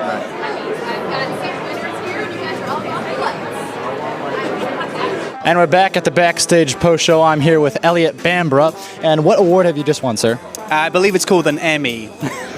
I'm Anthony Landau here, and we're at the Backstage show, and we have Michael Lowe with us. And you have just won a great award, haven't you? Yeah, we just won for a series of reports we did on a kind of a rabble-rousing principal in the Chicago Public Schools who was relieved of his job after he ran afoul of the Rahm Emanuel administration. And it was something that he pointed out that he thought were inequities in the Chicago public school system. So we, are just happy to have been able to shine the spotlight on an important issue, obviously dealing with education, which is huge in the city, and it's nice to be recognized.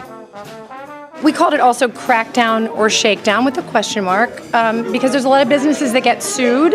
They're accused of showing pay-per-view fights, and they're mom-and-pop businesses, and many of them we found are Latino-owned. For Telemundo Chicago, we have recovered close to $100,000 for viewers that have called our lines asking for help. So this is just a bigger commitment for both of us just to keep doing what we're doing. We won this for a report that we did called Life-Saving Transport, and we flew in a helicopter with Lurie Children's Transport Team. So we had to get permission to be able to go with the...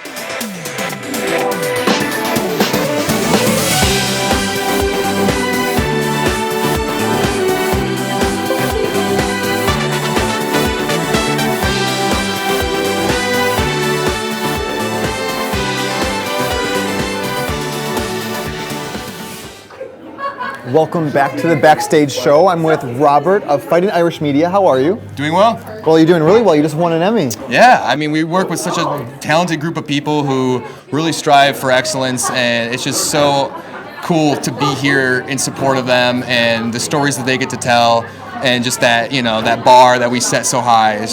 It feels good. And so what is it about South Bend that's just a magical quality place? I mean, it's got to be the water, and it's got to be, the Irish. Yeah, fair. Whenever I think of that, I think of like Rudy. I think of those kind of things all the time. Yep, Rudy was a great movie. My dad was actually in the movie. Oh, no way. Yeah, he was an extra. That's awesome. And you told me that you have some roots back here, and this is like a full circle night for you. Yeah, so when I was younger, I was at the RIC, the Rehabilitation Institution of Chicago, and I learned how to walk there. I had an injury when I was younger, a spinal injury, and so it's pretty special for me to be able to walk on stage tonight and accept these awards on behalf of the people who couldn't be here, and it's pretty awesome to come full circle and just bring positivity and hope for just creatives out there. One thing that I've always loved is, negativity is the enemy of creativity. And so if you think about that, it really gives you that opportunity to be positive and never negative, and just strive for, that positivity in the work that you do. And so. Well, you guys are mid-season in Fighting Irish. Yes. So what's the kind of content we're seeing right now? Oh man, it's great. I mean, I can't believe I'm able to be here. Thus, nobody else was able to come, because they were literally filming the football game before. But it's, like I said, it's an honor to be here in representation, because I work with so many talented and creative people on such inspiring stories with such talented athletes that are always striving for excellence, but also, this importance of doing things right and education first. And it's just so cool to be around that and in that environment. It's like a sponge, you soak it all up, Absolutely. So. Well, Robert, congratulations. Thanks, Chef, yeah. Bring this back to South Bend. I will. proudly. They'll be very happy, yeah. And enjoy the night. Awesome. Thank you so much. Great to meet you. We'll be right back with more coverage.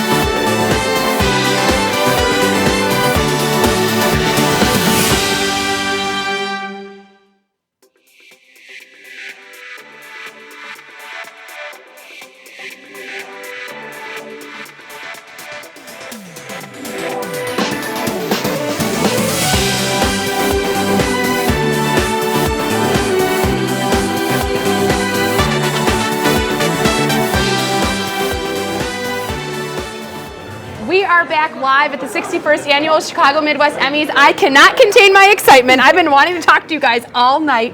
These are part of the Harlem Globetrotters, and you guys have been performing on and off on stage tonight. Yes, absolutely. My name is Hammer. This is my teammate. I'm Torch. Woo! And we were just having a great time. We came out here, during the Emmys, which was a special time for all the people who was nominated, who was given an award. So it was really all about them. Right. But we just wanted to come out and put some smiles on faces, and that's what the Harlem Globetrotters do best. Yes. Well, are you guys in Chicago playing? Like, can people get tickets? Absolutely. When's the tour? Okay. We're actually going to be performing right here in Chicago on December 26th at the United Center.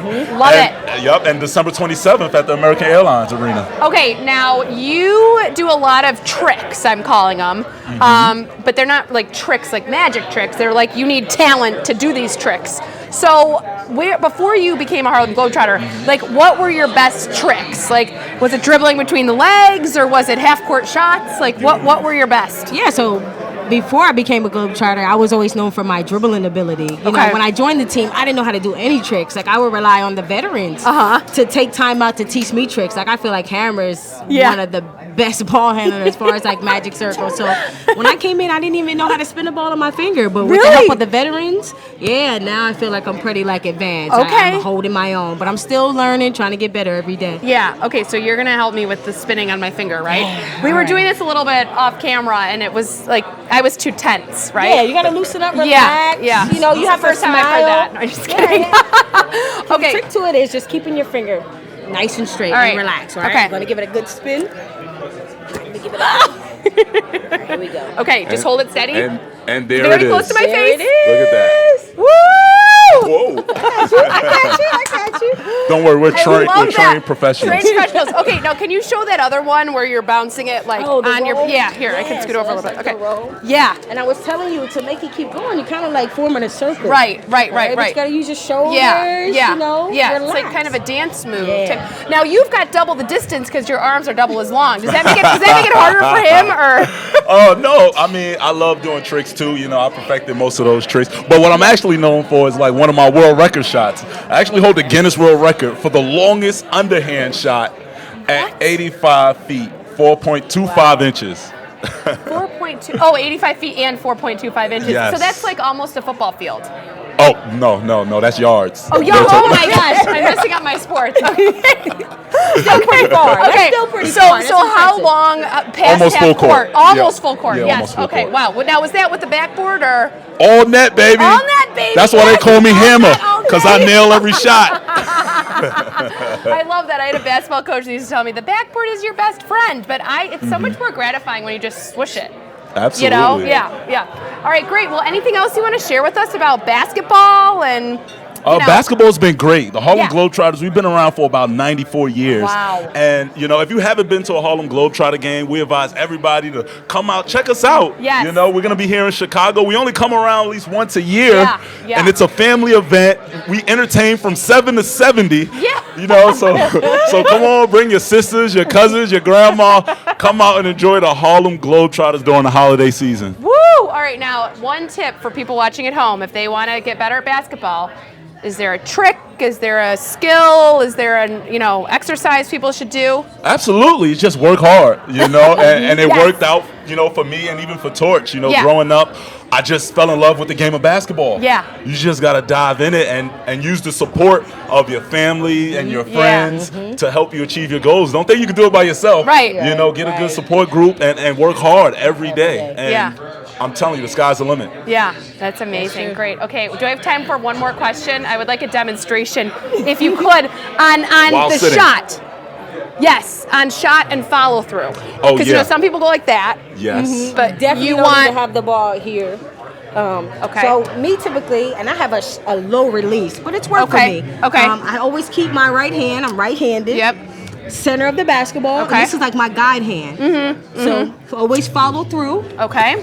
So that's like a good shot for him. Boom. Yeah. And actually- and that ball spin is very important. Yes, I've Yeah. noticing that. Yes, you don't want it to be spinning Okay, that way. You okay. want that ball spin Right. and that follow through. Right. You gotta And hold that Torch follow is one through. of our premier shooters. You know, with the Harlem Globetrotters, we have a 4-point line, which is about 30 feet away from the basket. Wow. You know, so you Yeah. come out to a game, you get to see, you know, players like Torch knock Yeah. down 4-pointers, and Yeah. it's just an amazing sight. Wow, that's awesome. Okay, I'm gonna work on my follow through. Work on your follow Then maybe I'll get chosen at the Chicago event to come down Absolutely. on the court. You You know? everybody come out to our 2020 Pushing the Limits tour. And we're pushing the limits to new heights this year. Yes. Well, thank you so much for being here at the Chicago Midwest Emmys and for speaking with me. Absolutely. And stay tuned. We're going to have more here live with the winners at the 61st Annual Chicago Midwest Emmys.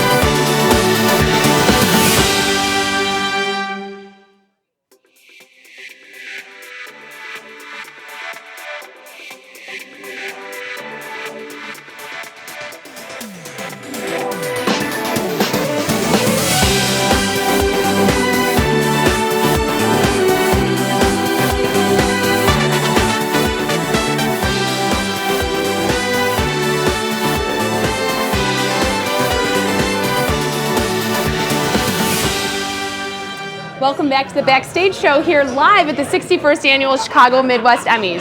I'm here with another Emmy winner, Mike Lowe. Congratulations. Thank you. Thank you. You're welcome. Now, this is a few times that we've come across each other in this setting, so I'm really excited for you. Yeah, this was a fun one. This is number 24 for me all time. 24 So I think Emmys. I'm closing in on the all-time record. Yeah, We're gonna I have to look know. at the record book here. Yes.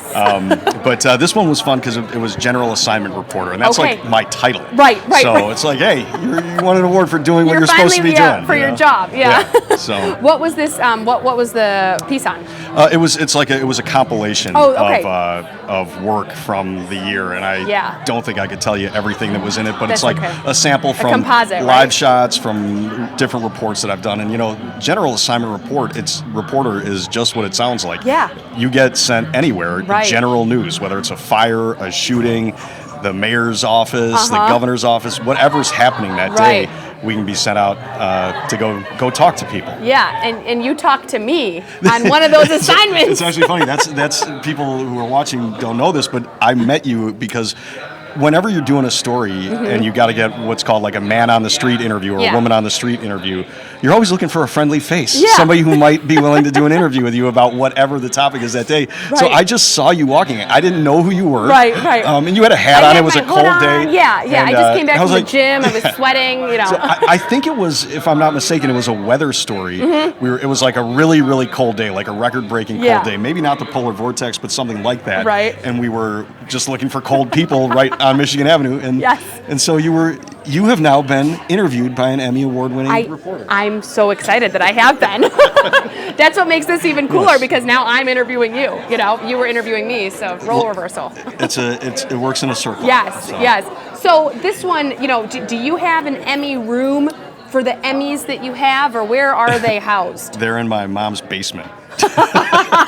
Well, I was seriously, where do you put them? Right, right, You yeah. got maybe one on the mantle or something Yeah. like that, but I think it gets a little excessive. Like, Right. maybe if you're Dan Rather someday and you have the corner office at CBS, you can display them. But Right, I just right. have a desk that I share with people, so you Yeah. can't really put them on.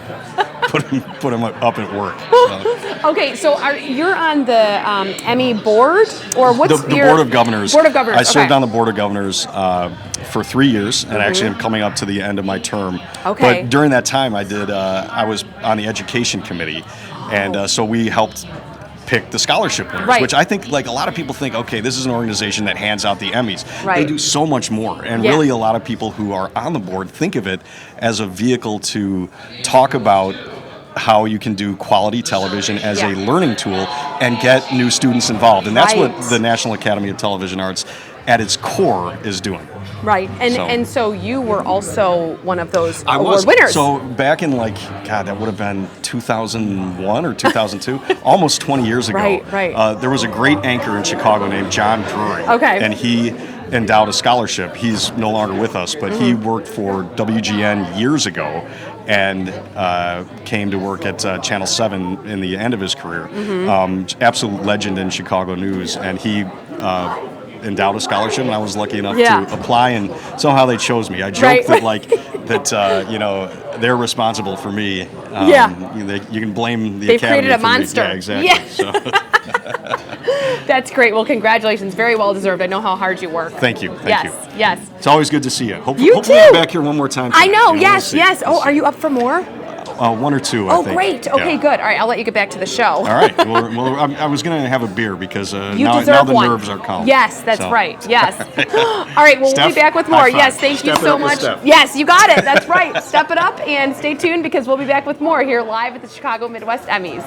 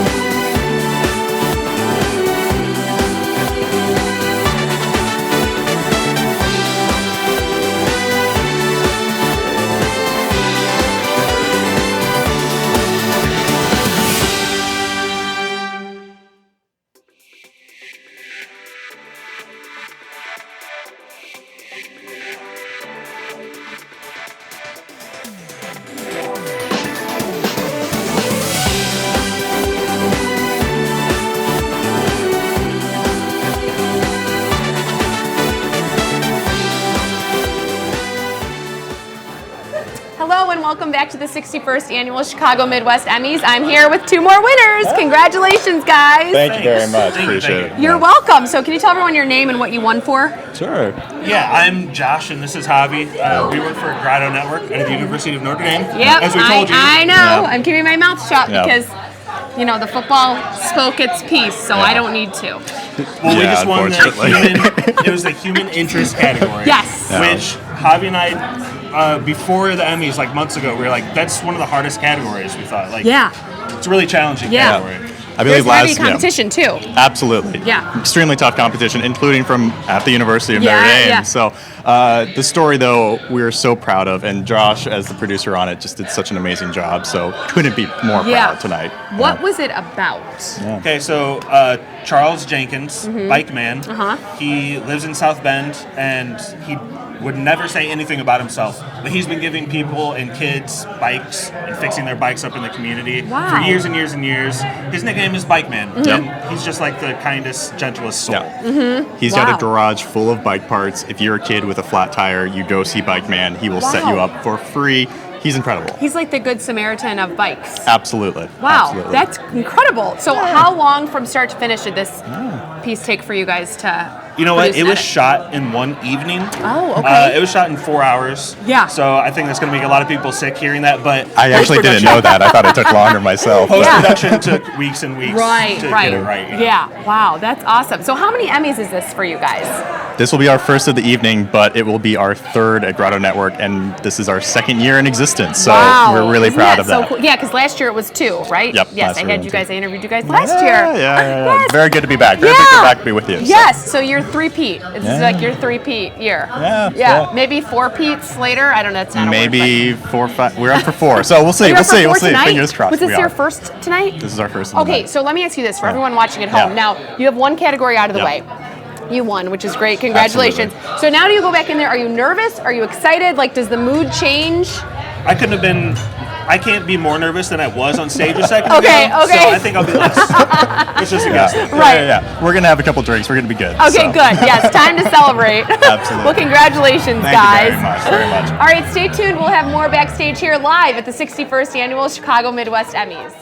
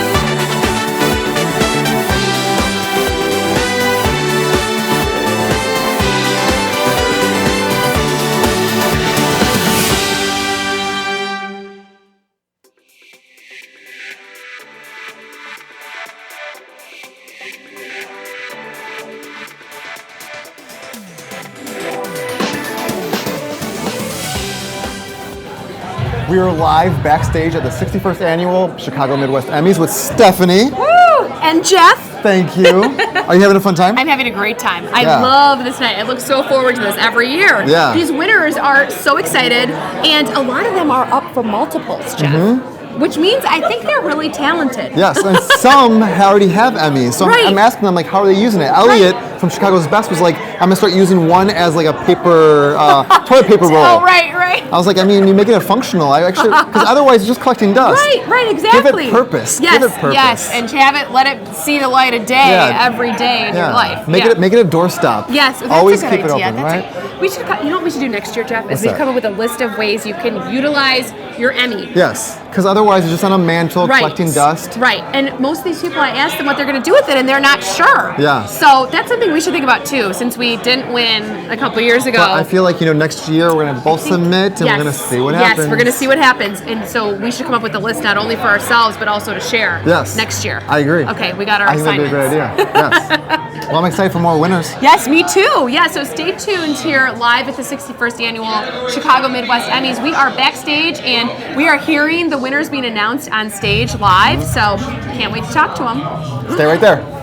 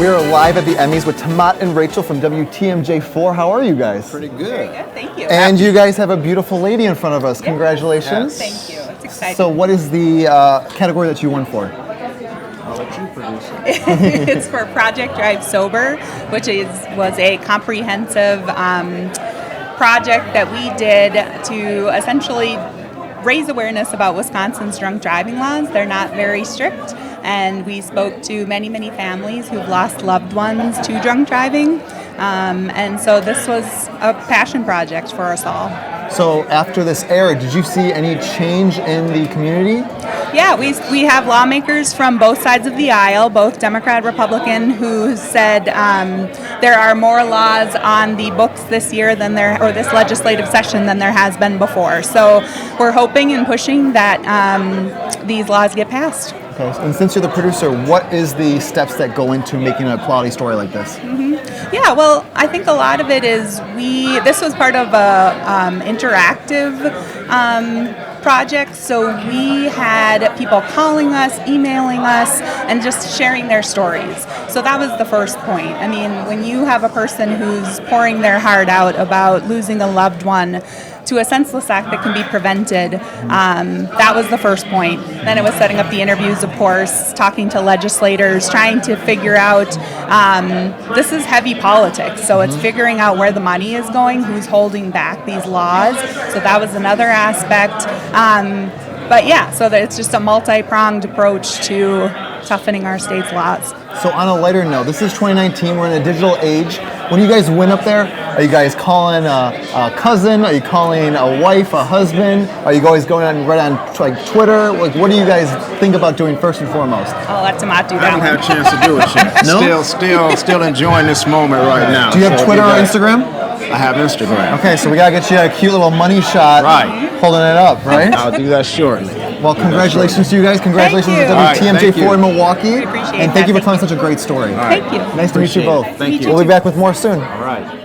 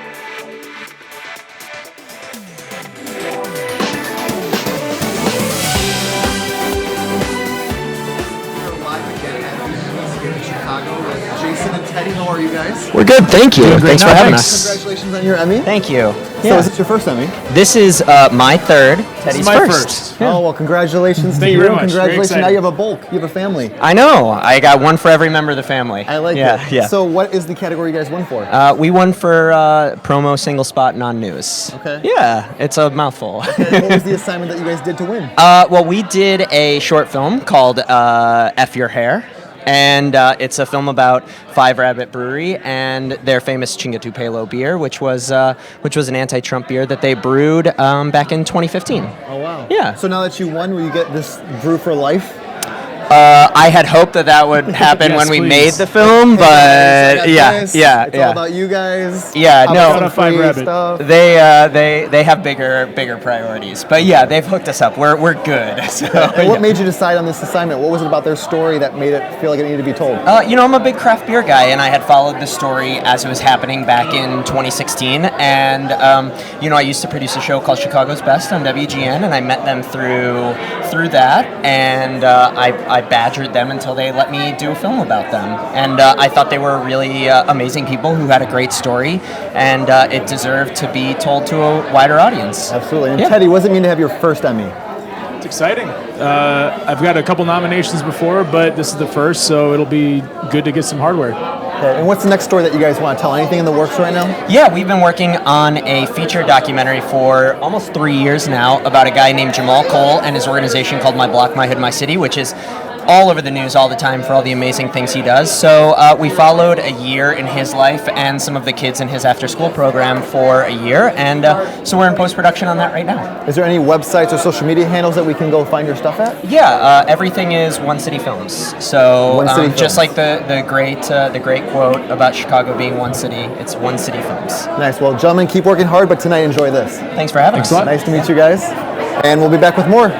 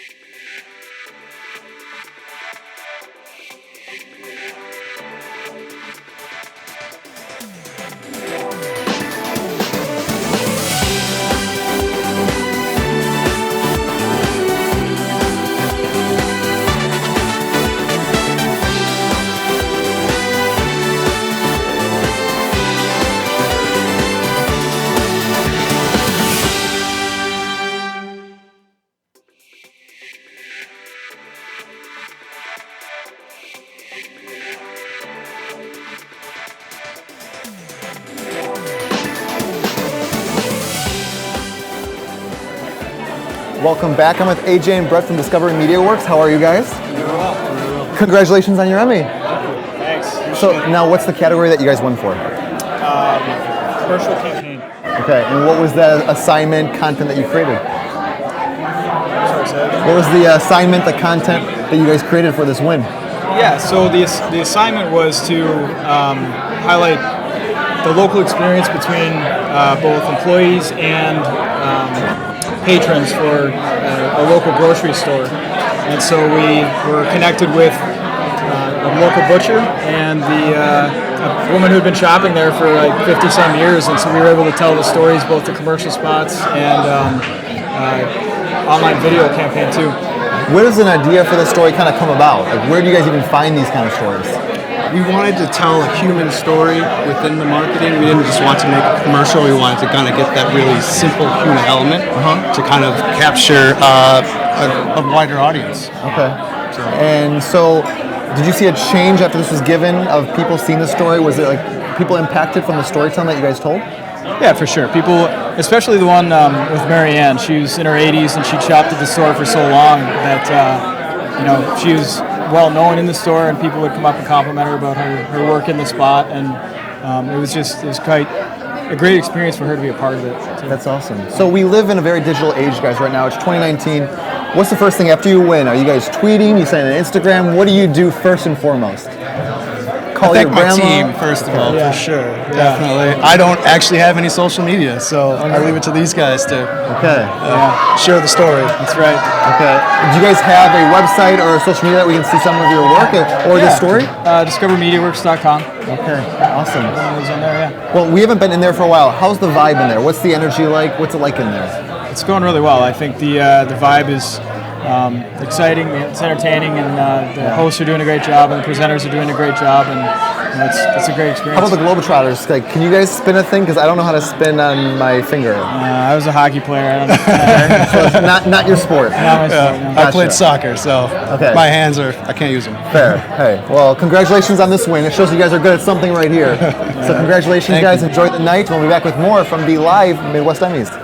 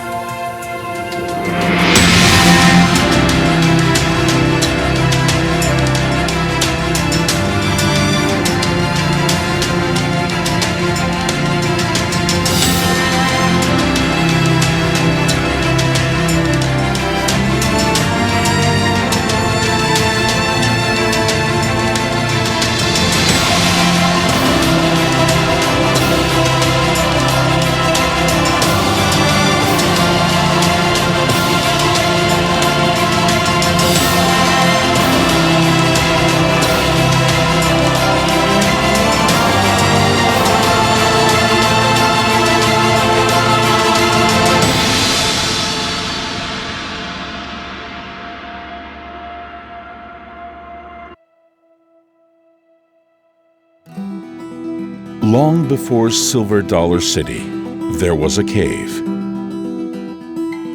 In the 1880s, a new story began here. William Lynch and his two daughters, Miriam and Genevieve, purchased the property in hopes of attracting visitors.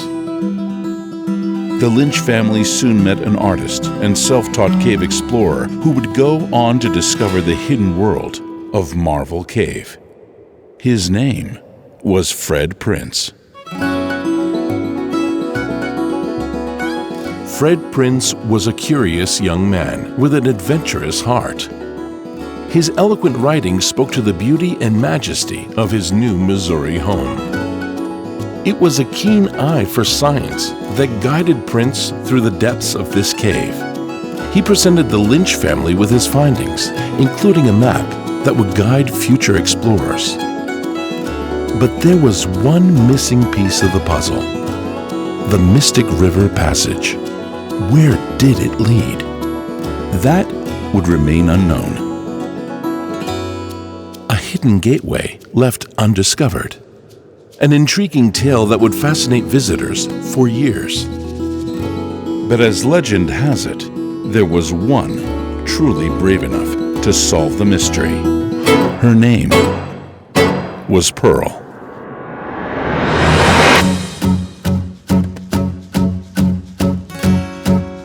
These Ozark Hills are my home. The rolling path before me. The shimmering waters beneath me. And the many caverns yet to be explored. It is from these maps, the work of those who came before me, that I am forging a new path. Deep within these shadows, I am limited only by my imagination. And it is with that spirit that I discovered a new world.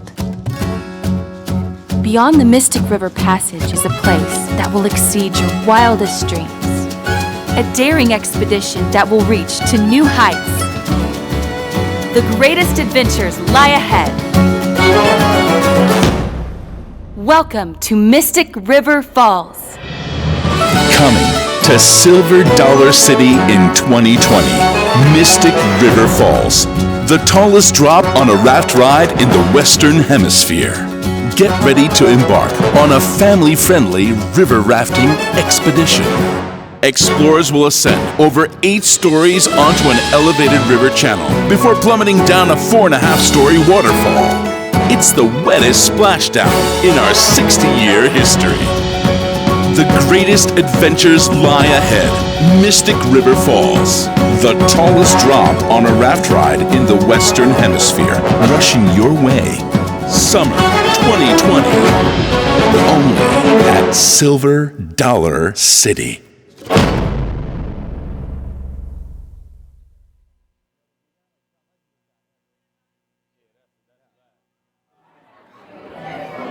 Welcome back live at the Emmys. I am with Hump Day Hero once again, star of Chicago PD. I'm sorry, I love that nickname too much. How you doing? Thank you, bro. I can't complain, man. I'm extremely grateful more than anything. Yeah, so my thing is, did you ever think you would win an Emmy? No, doc. Especially not for a PSA. Yeah, if anything, it would be for the gritty good acting you're doing on Chicago PD. You feel me? But this, in my humble opinion, is a lot more significant, bro, because I was able to go to my city and plant seeds in Harvey that I think my people needed. You know what I mean? That was just like the first time that I'm going to go back and really do my best to rebuild. My city gets a lot of bad press. It gets a lot, from a lot of negative energy. Yeah. And being from Harvey is a big deal for me because I know that I can add light to what most people perceive as darkness. Yeah. And so this is like the first of many symbols of the light and the new Harvey rising that I think we're going to be able to provide. So what's coming up with you with Harvey? I'm sure you have a continuous relationship with it now. What's coming up with you and your partnership to keep the positive image of this great area? Well, what I want to do soon is attack the blocks, right? My old neighborhood, every other house is boarded up.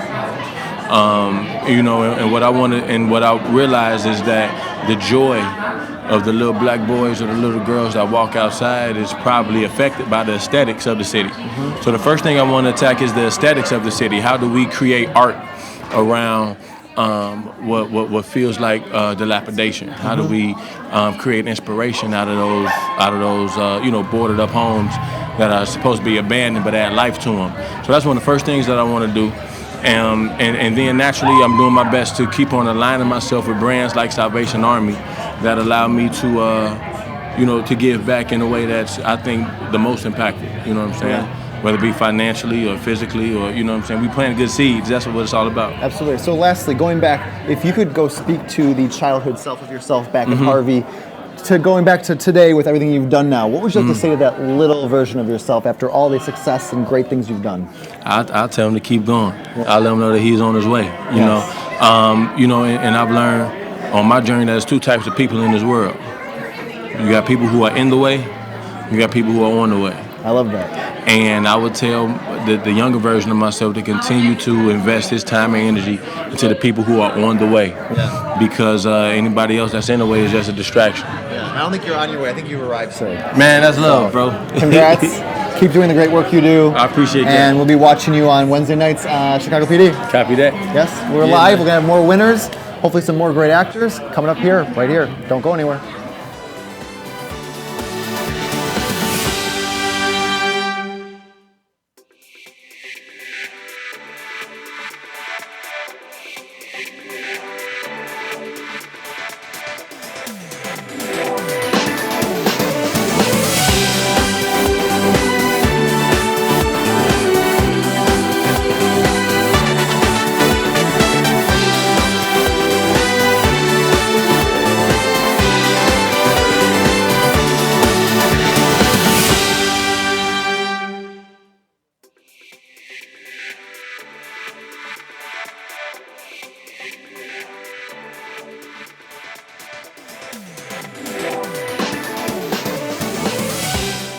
Sometimes picking the perfect destination for that special vacation can be a challenge, not unlike picking the right pair of glasses. Underwhelming, overwhelming, absolutely painful. Freak show! Branson feels your pain, and they have a cure for that. It's called the Vision 2020 Plan. And it starts by changing your vision of what a vacation in Branson can be.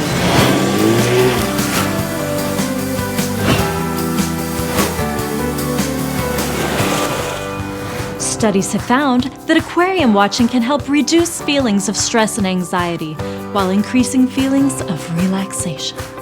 That's why we prescribe Aquarium on the Boardwalk. Take a submarine voyage and get close to thousands of amazing sea creatures. Touch a shark, meet a mermaid, experience the wonders of the coral reef, and so much more. Returning for one season only, Sight and Sound Theater's Noah takes you aboard one of the world's best-known voyages, bringing the Bible to life with live animals that fill the stage and aisles. Branson's Vision 2020 Plan has a prescription for thrill seekers, too. Shepherd of the Hills Adventure Park, voted #1 aerial adventure park by USA Today readers. How about the all-new Skyscraper Thrill Ride, reaching 170 feet into the Ozark sky, speeding it up to 60 miles per hour. After all that Branson excitement, a little laid-back together time is just what this television doctor orders. Nothing brings togetherness like a trip through pop culture at Beyond the Lens, with interactive games, whodunits, and intriguing exhibits for the entire family. Big Air Trampoline Park brings 40,000 square feet of innovative, active fun for all ages to Branson, with over 65 attractions in store. Mellow Mushroom Pizza Bakers at Branson Landing serve up fresh, stone-baked pizzas to order in an eclectic, art-filled, and family-friendly environment. Big Cedar Lodge presents the Tiger Woods-designed Paynes Valley Golf Course, paying tribute to Ozark's native and World Golf Hall of Famer Payne Stewart. Players of all skill levels will be able to enjoy the game with each other in the beauty of the Ozark Mountains. Last, but certainly not least, Silver Dollar City announces Mystic River Falls, the tallest raft ride drop in the Western Hemisphere, a nearly half-mile trek that ascends an 8-story lift tower, then plummets down a 4.5-story waterfall. It's the wettest splashdown in Silver Dollar City's 60-year history. So, what are the side effects of Branson's vision for your 2020 vacation? Enjoyment, togetherness, memories that will last a lifetime, an envious Instagram feed. We can't guarantee you won't have water in your ears or lose your voice at some point, but frankly, you won't care. Talk to your loved ones about Branson's vision for your 2020 vacation, because we believe in celebrating every moment.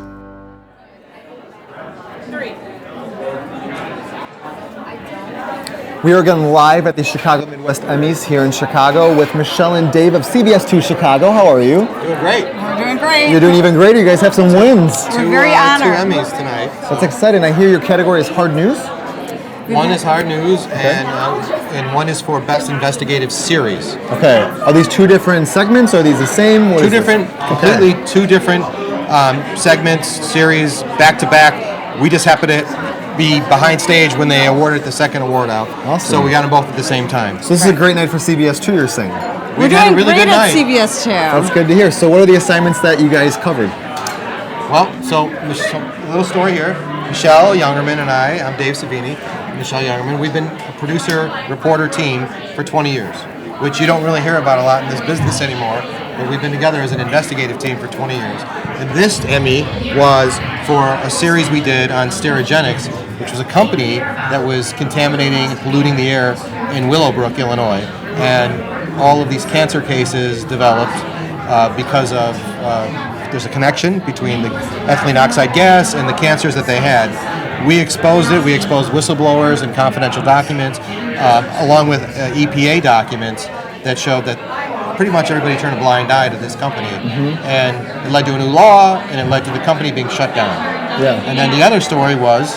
The other story was about a little boy who was shot while he was in his grandmother's car, coming home from daycare, going home with his mom, and there were other children in the car, and there was a car that just pulled up and started shooting at them. And then it was the aftermath. So here was a traumatic situation, and then what happened was the grandmother's car, because it had been shot up, was then towed by the city. Then they got rid of the car. So the grandmother, who's the victim, no longer had her car anymore, and so she couldn't work. The city wasn't helping her, and so then we got her another car. We got some justice for her. The police took her car to do forensic testing on it to check the bullets. They should have given it back to her because she was a victim. They took it to the auto pound, and they left it there locked up, and she couldn't get it out. And ultimately, her car was sold and taken away, and then sold again at auction. So she was an Uber driver. So she lost her livelihood on the same night that her son got shot twice in the head. Oh my goodness. The beautiful part about the story was her son survived, grandson survived through a month of, he was on life support for a while, and then he finally recovered, and then we got her a brand new car back. The company it's a long story, but we got her a new car back. Was it through your coverage that you guys were able to raise the funds and your awareness? Yes. Yes. It's through our investigation. It's through our investigation, basically, that So this just shows the power of media and news coverage can really make a difference. Oh, it makes such a difference. It makes such a difference. Our stories get results. And will you let this lady know about this great win that you got for the story? Yes, we will let her know. Yes, we and all will. the families that lived around that company where they were breathing in the toxic air, we're going to let them all know too. Well, thank you both for telling such great stories. 20-year team. If it's not broken, don't fix it, sounds like. Exactly. Well, great to meet you both. And we'll have more at the Midwest Emmys.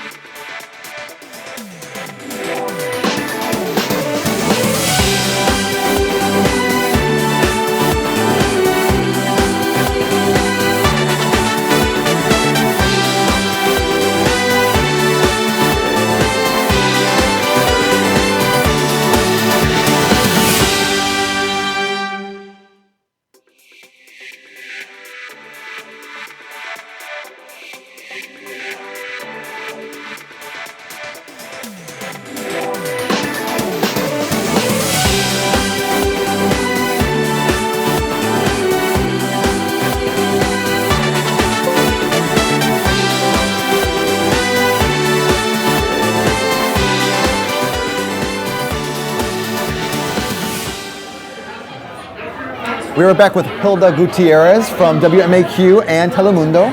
Congratulations on your Emmy win tonight. Thank you so much. It really is, it's just me representing a large group of people, producers, reporters, photographers, editors, on behalf of an entire team. There's one story that we work with the BGA as well, so thank you to them for helping us with this story. As you must know, there's always, just a great team behind us whenever it comes to one of these. So now, did you win for like a composite of your work or a certain story? So we did two stories. One of them was U2, the public cost of sexual harassment. That was one of them, and the other one was Secrets of the Trade. So this was a composite of different stories from Phil Rogers and Katie Kim and Chris Coffey, all reporters that we got to feature people that work really hard in this city. We featured waitresses, we featured flight attendants, we featured window washers, and we got to go into their life a little, and show the world a little bit of what they do and their secrets of the trade. Absolutely. So Hilda, being a journalist and being 2019, what stories matter to you? Like when you hear a story, what's the ones that you're trying to cover these days, first and foremost? We really look at those stories that other journalists might not want to cover. We really want to be a voice to people who don't have a voice. So whenever we find a story that traditionally doesn't get covered, that's kind of what I want to do. I'm like, okay, I don't really see this on TV. I want to do it now. I want to be a voice. So now, is this your first win, or have you had a few wins before? This will be my fifth win. I got three last year and then two this year. So I have to ask, where do you put these? Are these like doorstops now? What are these now? I'm moving them all over the place. Yeah? I have them in my apartment. I move them around. And I think this one's going to go back home with my mom. She came here to support me from LA. So I think this one's going to go back as a carry-on. That's lovely. I recommend one, put in your bathroom, because people, I've heard like big Oscar winners, they put them in their bathroom because then people take photos when they go use the bathroom in the mirror, and people love to do that. Oh, like selfies? Like selfies. Okay. So if you want to give your guests that fun moment, I recommend the bathroom. Okay, that's not a bad idea. Maybe placing a little shelf somewhere and making them look look nice. Slogan behind, a little red carpet backdrop. I'm not against that. That's a good idea. Well, congratulations on your fifth win. Thank you. And enjoy the night. Thank you so much. Great to see you, Thank Hilda. We'll be back with more from the Chicago Midwest Emmys.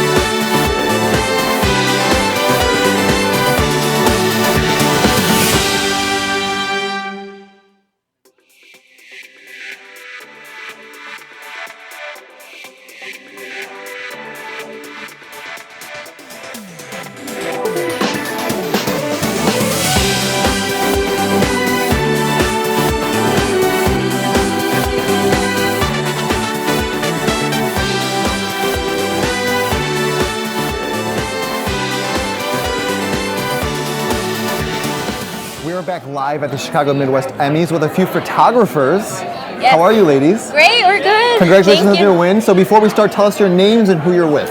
My name is Aime Cáceres, and we are with WGPO, Univision. My name is Daniela Moreno, and I'm with Univision as well. So now, was there a certain assignment you guys won for, or was it a composite of your work together? It was a composite of a production we had in Mexico. So we went all over Tulum, Cancun, and then we went to Merida. And where else did we go? We went to the Mayan ruins. It was for a lifestyle program that we were shooting And at first it was crazy because like we're going to a foreign country. How are we going to handle this? And the good thing is we speak the language, so we were able to maneuver. But oh my gosh, there were so many obstacles that were thrown our way with photography, like the weather. We didn't know the area. Planning everything, but it was great, and we had a great team that really pulled through. If we all hadn't worked together, I think it would have never been possible. And you said lifestyle, so is there a certain niche or area you're actually working in? It was for the program that we had last year titled Vida Mujer, with our great host Zoe Torres, who isn't here with us today. But there was a program that ran every Saturday at 10 a.m. on WGBO, and that's what we did. It was a special program that we did over there. We filmed a month's worth of content in 7 days, so it was crazy. Yeah. Now, is this your first Emmy win, or have you won before? We won one last year. It was for editing, for documentary promos. Back to back. It's been awesome. And Daniela and everyone else I work with are amazing, and it's really a team effort. Do you guys plan on traveling more beyond the Chicago area for more stories coming up? That would be amazing. I mean, we love like going other places and bring like all those different cultures that are out there, like coming to this like city, and like people be aware of like how many different cultures are out there. So hopefully we will do it again. Now, are these your stories you're choosing, or are you being assigned them? How does this work? Well, it's a mix. It's really a mix. We propose ideas, and we kind of just weigh out like the factors, what would be more practical, what could work within a budget, like what can we do with our skills. And yeah, the first one was Mexico. We're all of Mexican background, and we wanted to explore those areas and show more than just the tourism aspect of it. That's awesome. So that was that. That's great. So it's 2019. We live in a very digital age right now. After you win, what's the first thing you do? Do you tweet? Do you call a mom? What are you doing? Do you want to I sent a message to my dad. What did you say? He's What in were the the words? hospital right now, so he's like watching me from there. So he's like. He's watching right now? I hope so. Hopefully. Hi, I don't Dad. know. Hopefully. Yeah, so I'm very excited that I have been working really hard for these projects, and that like I can share this with my family. Of course. Well, congratulations to you both. I'm excited to see what you guys do ahead. Thank you so much. Enjoy the night. Nice to meet you. Thank you. Nice meeting you too. Nice to meet you. And we'll have more with more winners like these two ladies coming up on the Chicago Midwest Emmys.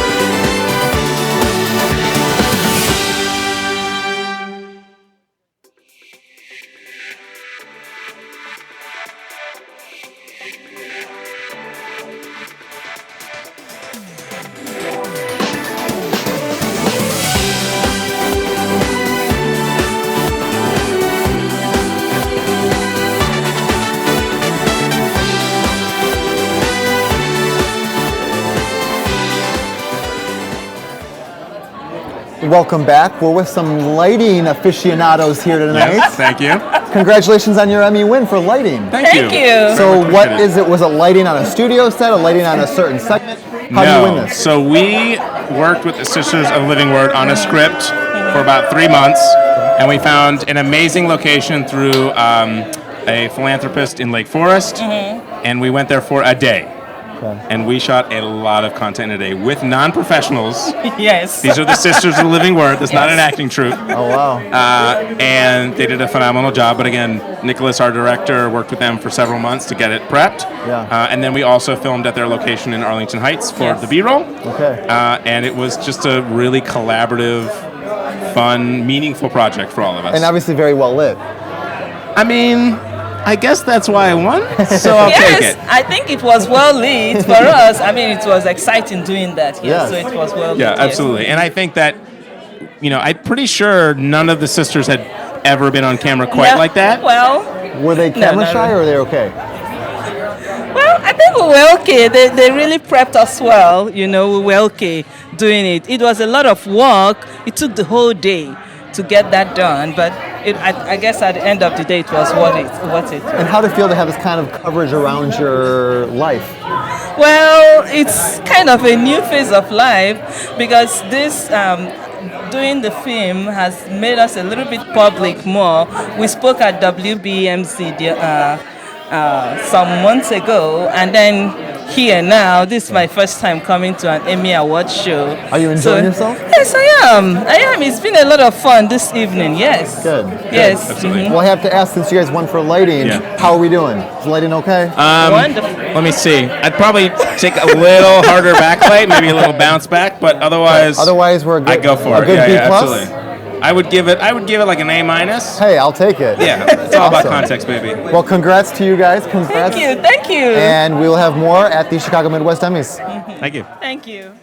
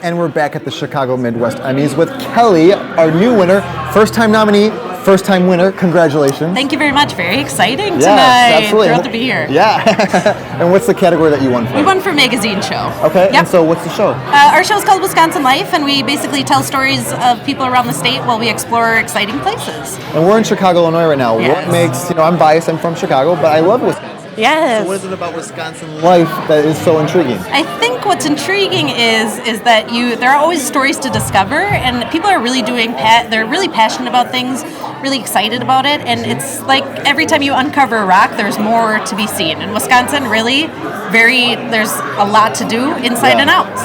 So are you covering food, lifestyle, everything? Yep, we actually cover everything. So if you've Okay. got something that you're passionate about, we will cover it. So it's Okay. pretty fun, yeah. So what can we expect coming up from the show in the next coming weeks or so? This upcoming show, we have a lot of, our host will go to Motorama, which is a car museum. So in this episode that we actually won, we got our host in a canoe down the Brule River, where actually Calvin Coolidge once went himself. So A lot of good history there. a lot of good history there. I like that. And where can people go for more information about your show? Yep, wisconsinlife.org. So all our stories are there, and we just do it all year round. Well, now so. this is the Emmy nominated, or Emmy winning show. Emmy winning, dude. My bad, it was nominated, Upgrade. but now We've winning. upgraded, That's yes. super exciting. So I was asking, 2018, at the digital age, Yes. what's the first thing you do after you win? Do you tweet? Do you Instagram? Do you call a certain person? What do you I do? think I just let the text come to me. That's Okay. what I'm So going how to do do. they know? Right, Are they right. watching? They're watching tonight, so they're all around the watching. world tonight. So do you have anything that you didn't say up there on the podium that you want to say to anybody here? I want to say that, sure, that just keep on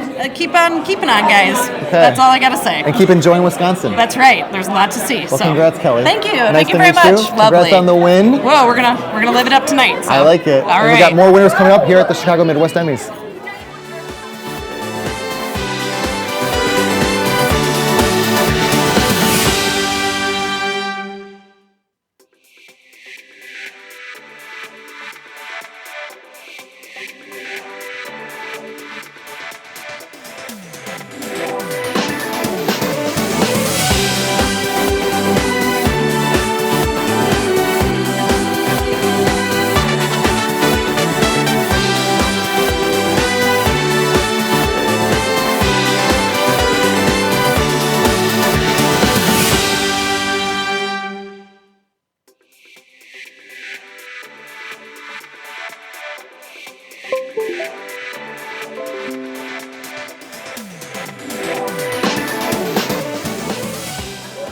Welcome back. We're with Derek at WISN. How are you? Pretty good. Feeling kind of like I'm on cloud 9 tonight. You should feel like a winner because you are a winner. Yes, first time winner. First time, congratulations. Thank you. First time nominee, or you've been nominated before? 8 nominations. This is the first win. You are the Meryl Streep of the Chicago Midwest Emmys. Meryl Streep, Susan Lucci, everybody who's lost, and then finally get one. This one really means a lot because there's a lot of categories that you have individual people who win, but this one was such a team effort. We had so many photographers, producers who worked on this special, and it was a discussion where we sat down 6 or 7 people to talk about why Milwaukee is the most segregated city in America, and whole range of backgrounds and lifestyles. And we just had an honest conversation over dinner, like you expect families to have, even though we were all perfect strangers. And I think we all walked away with a greater understanding of each other and each other's perspectives and each other's walks of lives to try to make Milwaukee better. Do you ever have on these kind of stories any kind of pushback around the community with putting out controversial stories like this? Or it's a thing that needs to be told, so we need to make sure people are open-minded and growing as a city? It's like the elephant in the room. We know Milwaukee has that label and still has that label, but not a lot of people want to talk about it. So we're very appreciative of the people who sat down to share their perspectives and share their feelings, no matter how controversial or how it may have affected somebody else in the group. So we appreciate everybody who sat down with us. I don't think we got a lot of pushback. I think because we had so many people from our community sitting down and just saying, this is how I see the world, this is what I think we need to do to make it better, to make Milwaukee better. I think that's what people appreciated, other than just, a 90-second news story. We did a 30-minute special, probably going to do some more specials with the same group of individuals, so it was pretty remarkable. And how does a story like this come about? Like, how do you guys craft the players that are going to be involved and everything like that? That was a vision from our news director, Ben Hart, and our managing editor, Renee Raffaelli. They had this vision because Hearst, our parent company, has this initiative, Project Community. That's why we titled it Project Community Split State, just to talk about different important issues in the community. So they said, let's just sit down over dinner like your family would, but bring in a whole bunch of strangers and just have them hash it out. And it wasn't, a yelling, screaming match like you see on cable TV with the talking heads. This was an honest conversation, and I think that's what people appreciated most about it. Yeah, and you weren't there for the drama. You were there to have a civilized conversation. Exactly, and it was. It got pretty intense, not to the point where there was yelling or screaming or name calling or anything like that. But people were passionate, and you expect them to be, and we appreciated that they were, but they were also empathetic as well, to understand where somebody else is coming from. Well, Derek, thank you for your great storytelling. Absolutely, thank you so much. I'm glad much. I get you this beautiful hardware in front of us right now. Will do. Can I shout out my friends? Of course, please do. Can I shout out Randy, Brandon, Amelia, Nicole, Granny. Her name is Tabney, but we call her Granny. CJ and Jerry. Or just a friend? Just a friend, but she acts like our granny. She acts like everybody's granny. So. Okay, she's like the matriarch of the friend group. She is. Awesome. She is. Well, congratulations. Thank Enjoy you. the night, and we'll have more from the Chicago Midwest Emmys.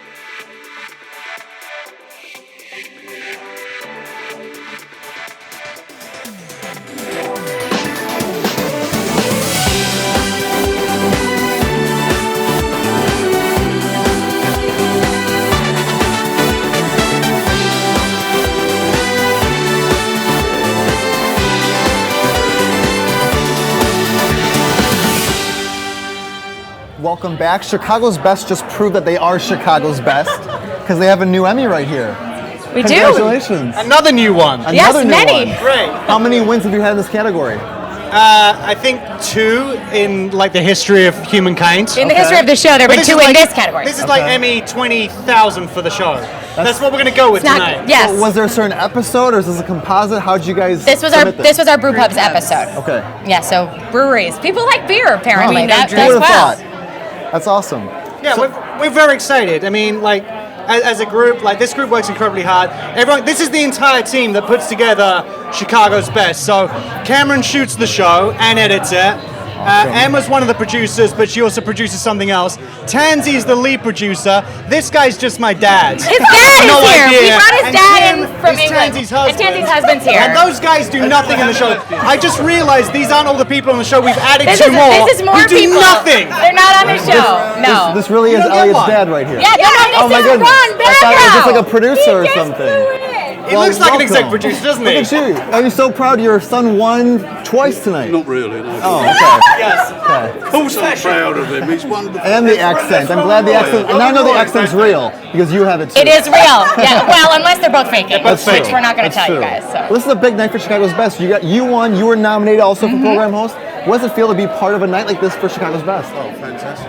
Yeah, Dad, answer for I it. think it means a lot for the team because we are such a small team. I mean, it's really just the 5 of us all the time, and we're putting out a half-hour show that requires 20 hours of filming every week, and it's a lot of work. Oh, look, we're winning! Oh, That's look, so there's you exciting. guys. We haven't seen a playback. Elliot's always drinking. That's another part of the show. But it's really exciting to know that a small team can put out what we put out, and we're very proud of it. And it's really nice to be nominated, but it's even nicer to be acknowledged with a golden lady for your hard work. And Marley is new this year. How has it been to have Marley as your new teammate? 2 of us are new. Oh, each your Hollywood story, please. They're are pretty much a whole new team. Cameron and I had my second shoot, your first shoot. We're together, so we've pretty much been on the show the same amount of time. Emma came on about the same time I did, and Tansy came on a little bit afterwards. So Elliot's really the only holdover. So really, the rest of us won that. I've been working on the show since 1827. You sound like Margaret Thatcher. I like it. It sounds good. So my thing is, you guys have so many seasons now. How do you find new places? I mean, you guys have shown off so many places. What's the research going into making sure that you're not being redundant? It's all about the viewer suggestions. They write to us on Facebook, they email us, they tag us in their favorite restaurants. It's all about the viewers. So if people at home right now have some ideas they want to do, they should hit you guys up. Where can they go? Absolutely. Chicago's Chicago's Best Best TV. On TV. Facebook, Instagram, Twitter. We're on all social media platforms. Venmo us as well. Venmo us. What's the handle? What's the handle? At Chicago's Best TV. Oh, we're going to create that right now. You That have doesn't exist you have a yet, but Venmo we will. handle. We That's don't, awesome. really. Okay. Well, congratulations on your win, guys. Enjoy your night. Thank you, Jeff. Yes. And thank you guys. for watching the show.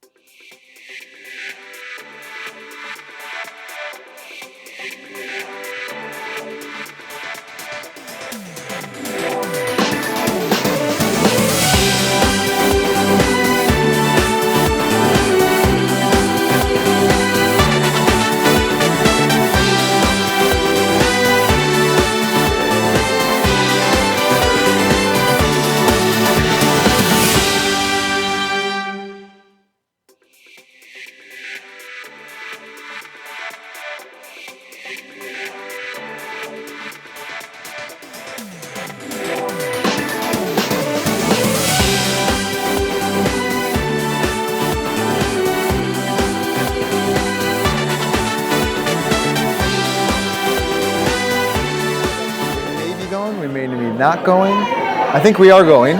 So I'm here with Erica. You guys see all the winners coming in, but do you see the production behind?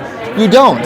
So Erica's a very hard worker behind the scenes. Can you tell us about your crew? Thank you, Jeff. I'm so excited. We're here with mainstream media and some students. We're behind the scenes. So basically, I'm floor directing, making sure all the guests come in nice and look beautiful. Make sure the camera shots are all nice and set. So we have 3 cameras out here. We have our wonderful control room, just controlling the shots and what the audience sees, and it's really fun. And my thing is, people at home think, oh, it's probably just easy, really quick setup. What is the pre-production of all this? Well, basically the pre-production it's a lot that goes on. You have to get the crew ready, you got to talk to the hosts, and make sure they're there on time. We have a schedule to make sure everybody comes in, their call time, when we shoot, dinner time, very important, so that we're all nourished during this long period of time. That's all the pre-production, making sure equipment, that is so important. We want the show to look pristine, so we have all of our lights, all of our mics, all of our cameras to make sure everyone looks beautiful. That's awesome. We have the finest industry professionals behind the scenes doing this. We have college students that are working super hard in their schools. We have even somebody was putting my lavalier on me. I asked him what school he went to, and he said he's a junior in high school. Isn't that great? So that's amazing to show that the quality of broadcasters we're getting out there in the world and in the Midwest right now. It's very Exactly. exciting. I love the Midwest. We're all about quality production. And that's how it should be. Chicago, Midwest, we're just that way. Exactly. We expect no less. No less. Yes. Well, thank you for all the work you guys are doing, and we'll be back with more winners after this break. Awesome.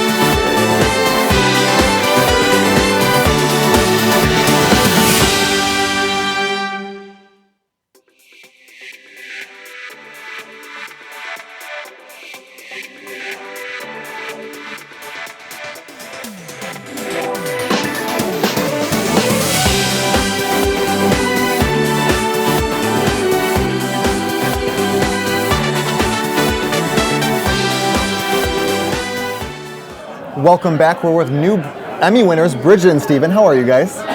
Wonderful.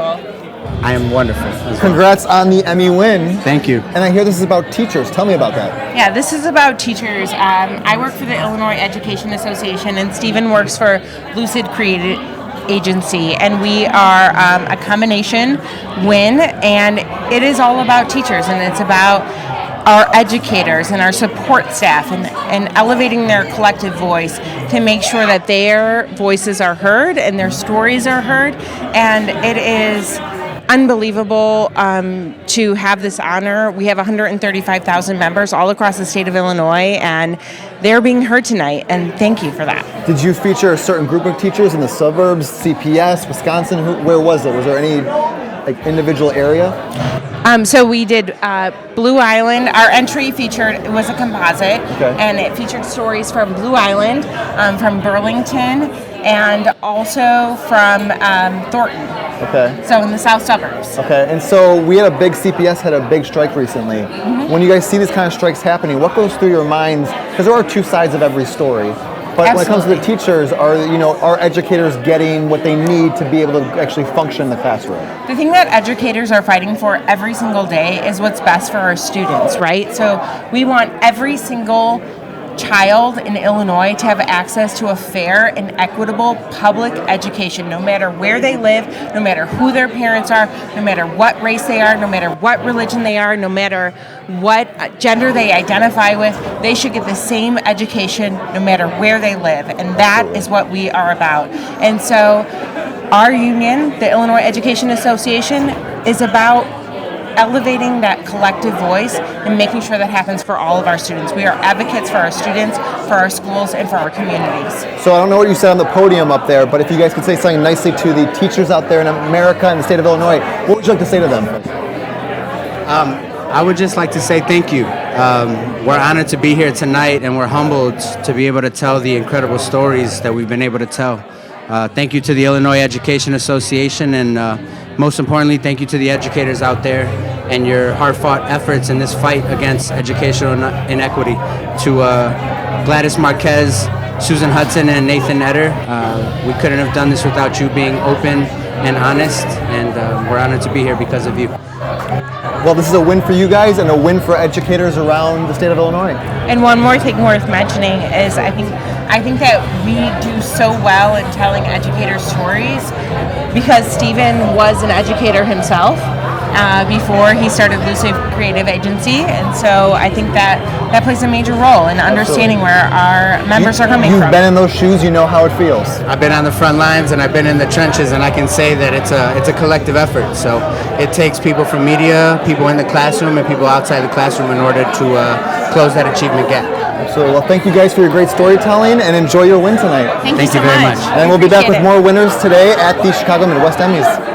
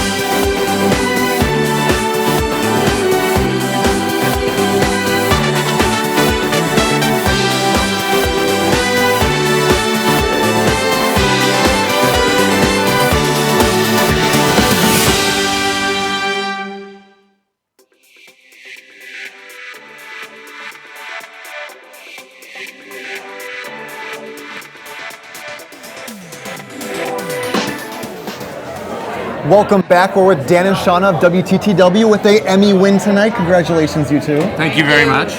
So now, what was the category you won for?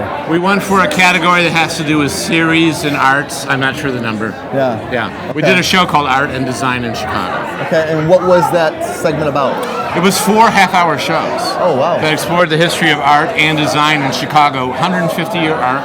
Okay. Each show looked at a different part of the story. It looked at institutions, it looked at the work of African-American artists, it looked at the work of commercial artists, and it looked at the work of people that you would, well, we called it off the grid. So it was do-it-yourselfers, it was people who worked in seclusion, it was people who taught themselves how to be artists, and Shauna is an artist, and also involved in all the research part of this. So this is like a 2-year plus project. Okay. So Shauna was on the research end of it. It was really great working on the project and getting to know the artists and all of the people involved and just growing as an artist as well as working in the media. And then a question for both of you. Obviously, we're biased. I'm from Chicago as well. How is the art and design special here in Chicago compared to other places around the country and the globe? Well, I think the most important thing about art and design in Chicago is the tenacity and strength of the artists and the designers. These are people who don't wait. Let's put it that way. It's not a place that's gotten the kind of hype of New York, Paris, etc. But it's a place for people who have that drive, find expression, and do incredible things. In painting, we have a great history of pushing the boundaries of representational painting. But in design, industrial design, in commercial art, it's extraordinary. artists who live in the strange corners of our city do amazing things. So, and of course, this is a city where the contributions of African Americans are profound, and the artists, the black artists of Chicago, are among the best in the world. So I would say that. How do you find artists like Shauna? How do you guys find each other? Well, I was actually on on the board, the community engagement board, and Dan sort of found me there. And the rest is history because we have this right here. Emmy's very nice. Making shows great. Yes. The honor is terrific. Thanks. Well, congrats to you guys. Congrats to WTTW, and enjoy the night. Thank you. Nice to meet you both. We'll be back with more winners here at the Chicago Midwest Emmys.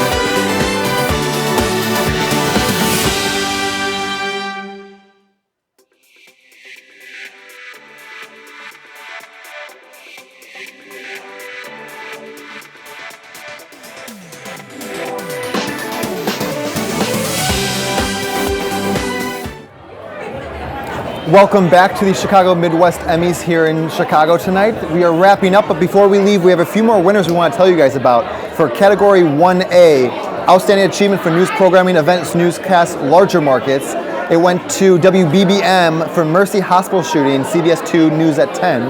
And in Category 1B, Outstanding Achievement for News Programming, Evening Newscasts, Smaller Markets, it went to WISC for Historic Flooding in Southern Wisconsin. So congrats to those winners. Congrats to all the winners and the nominees tonight.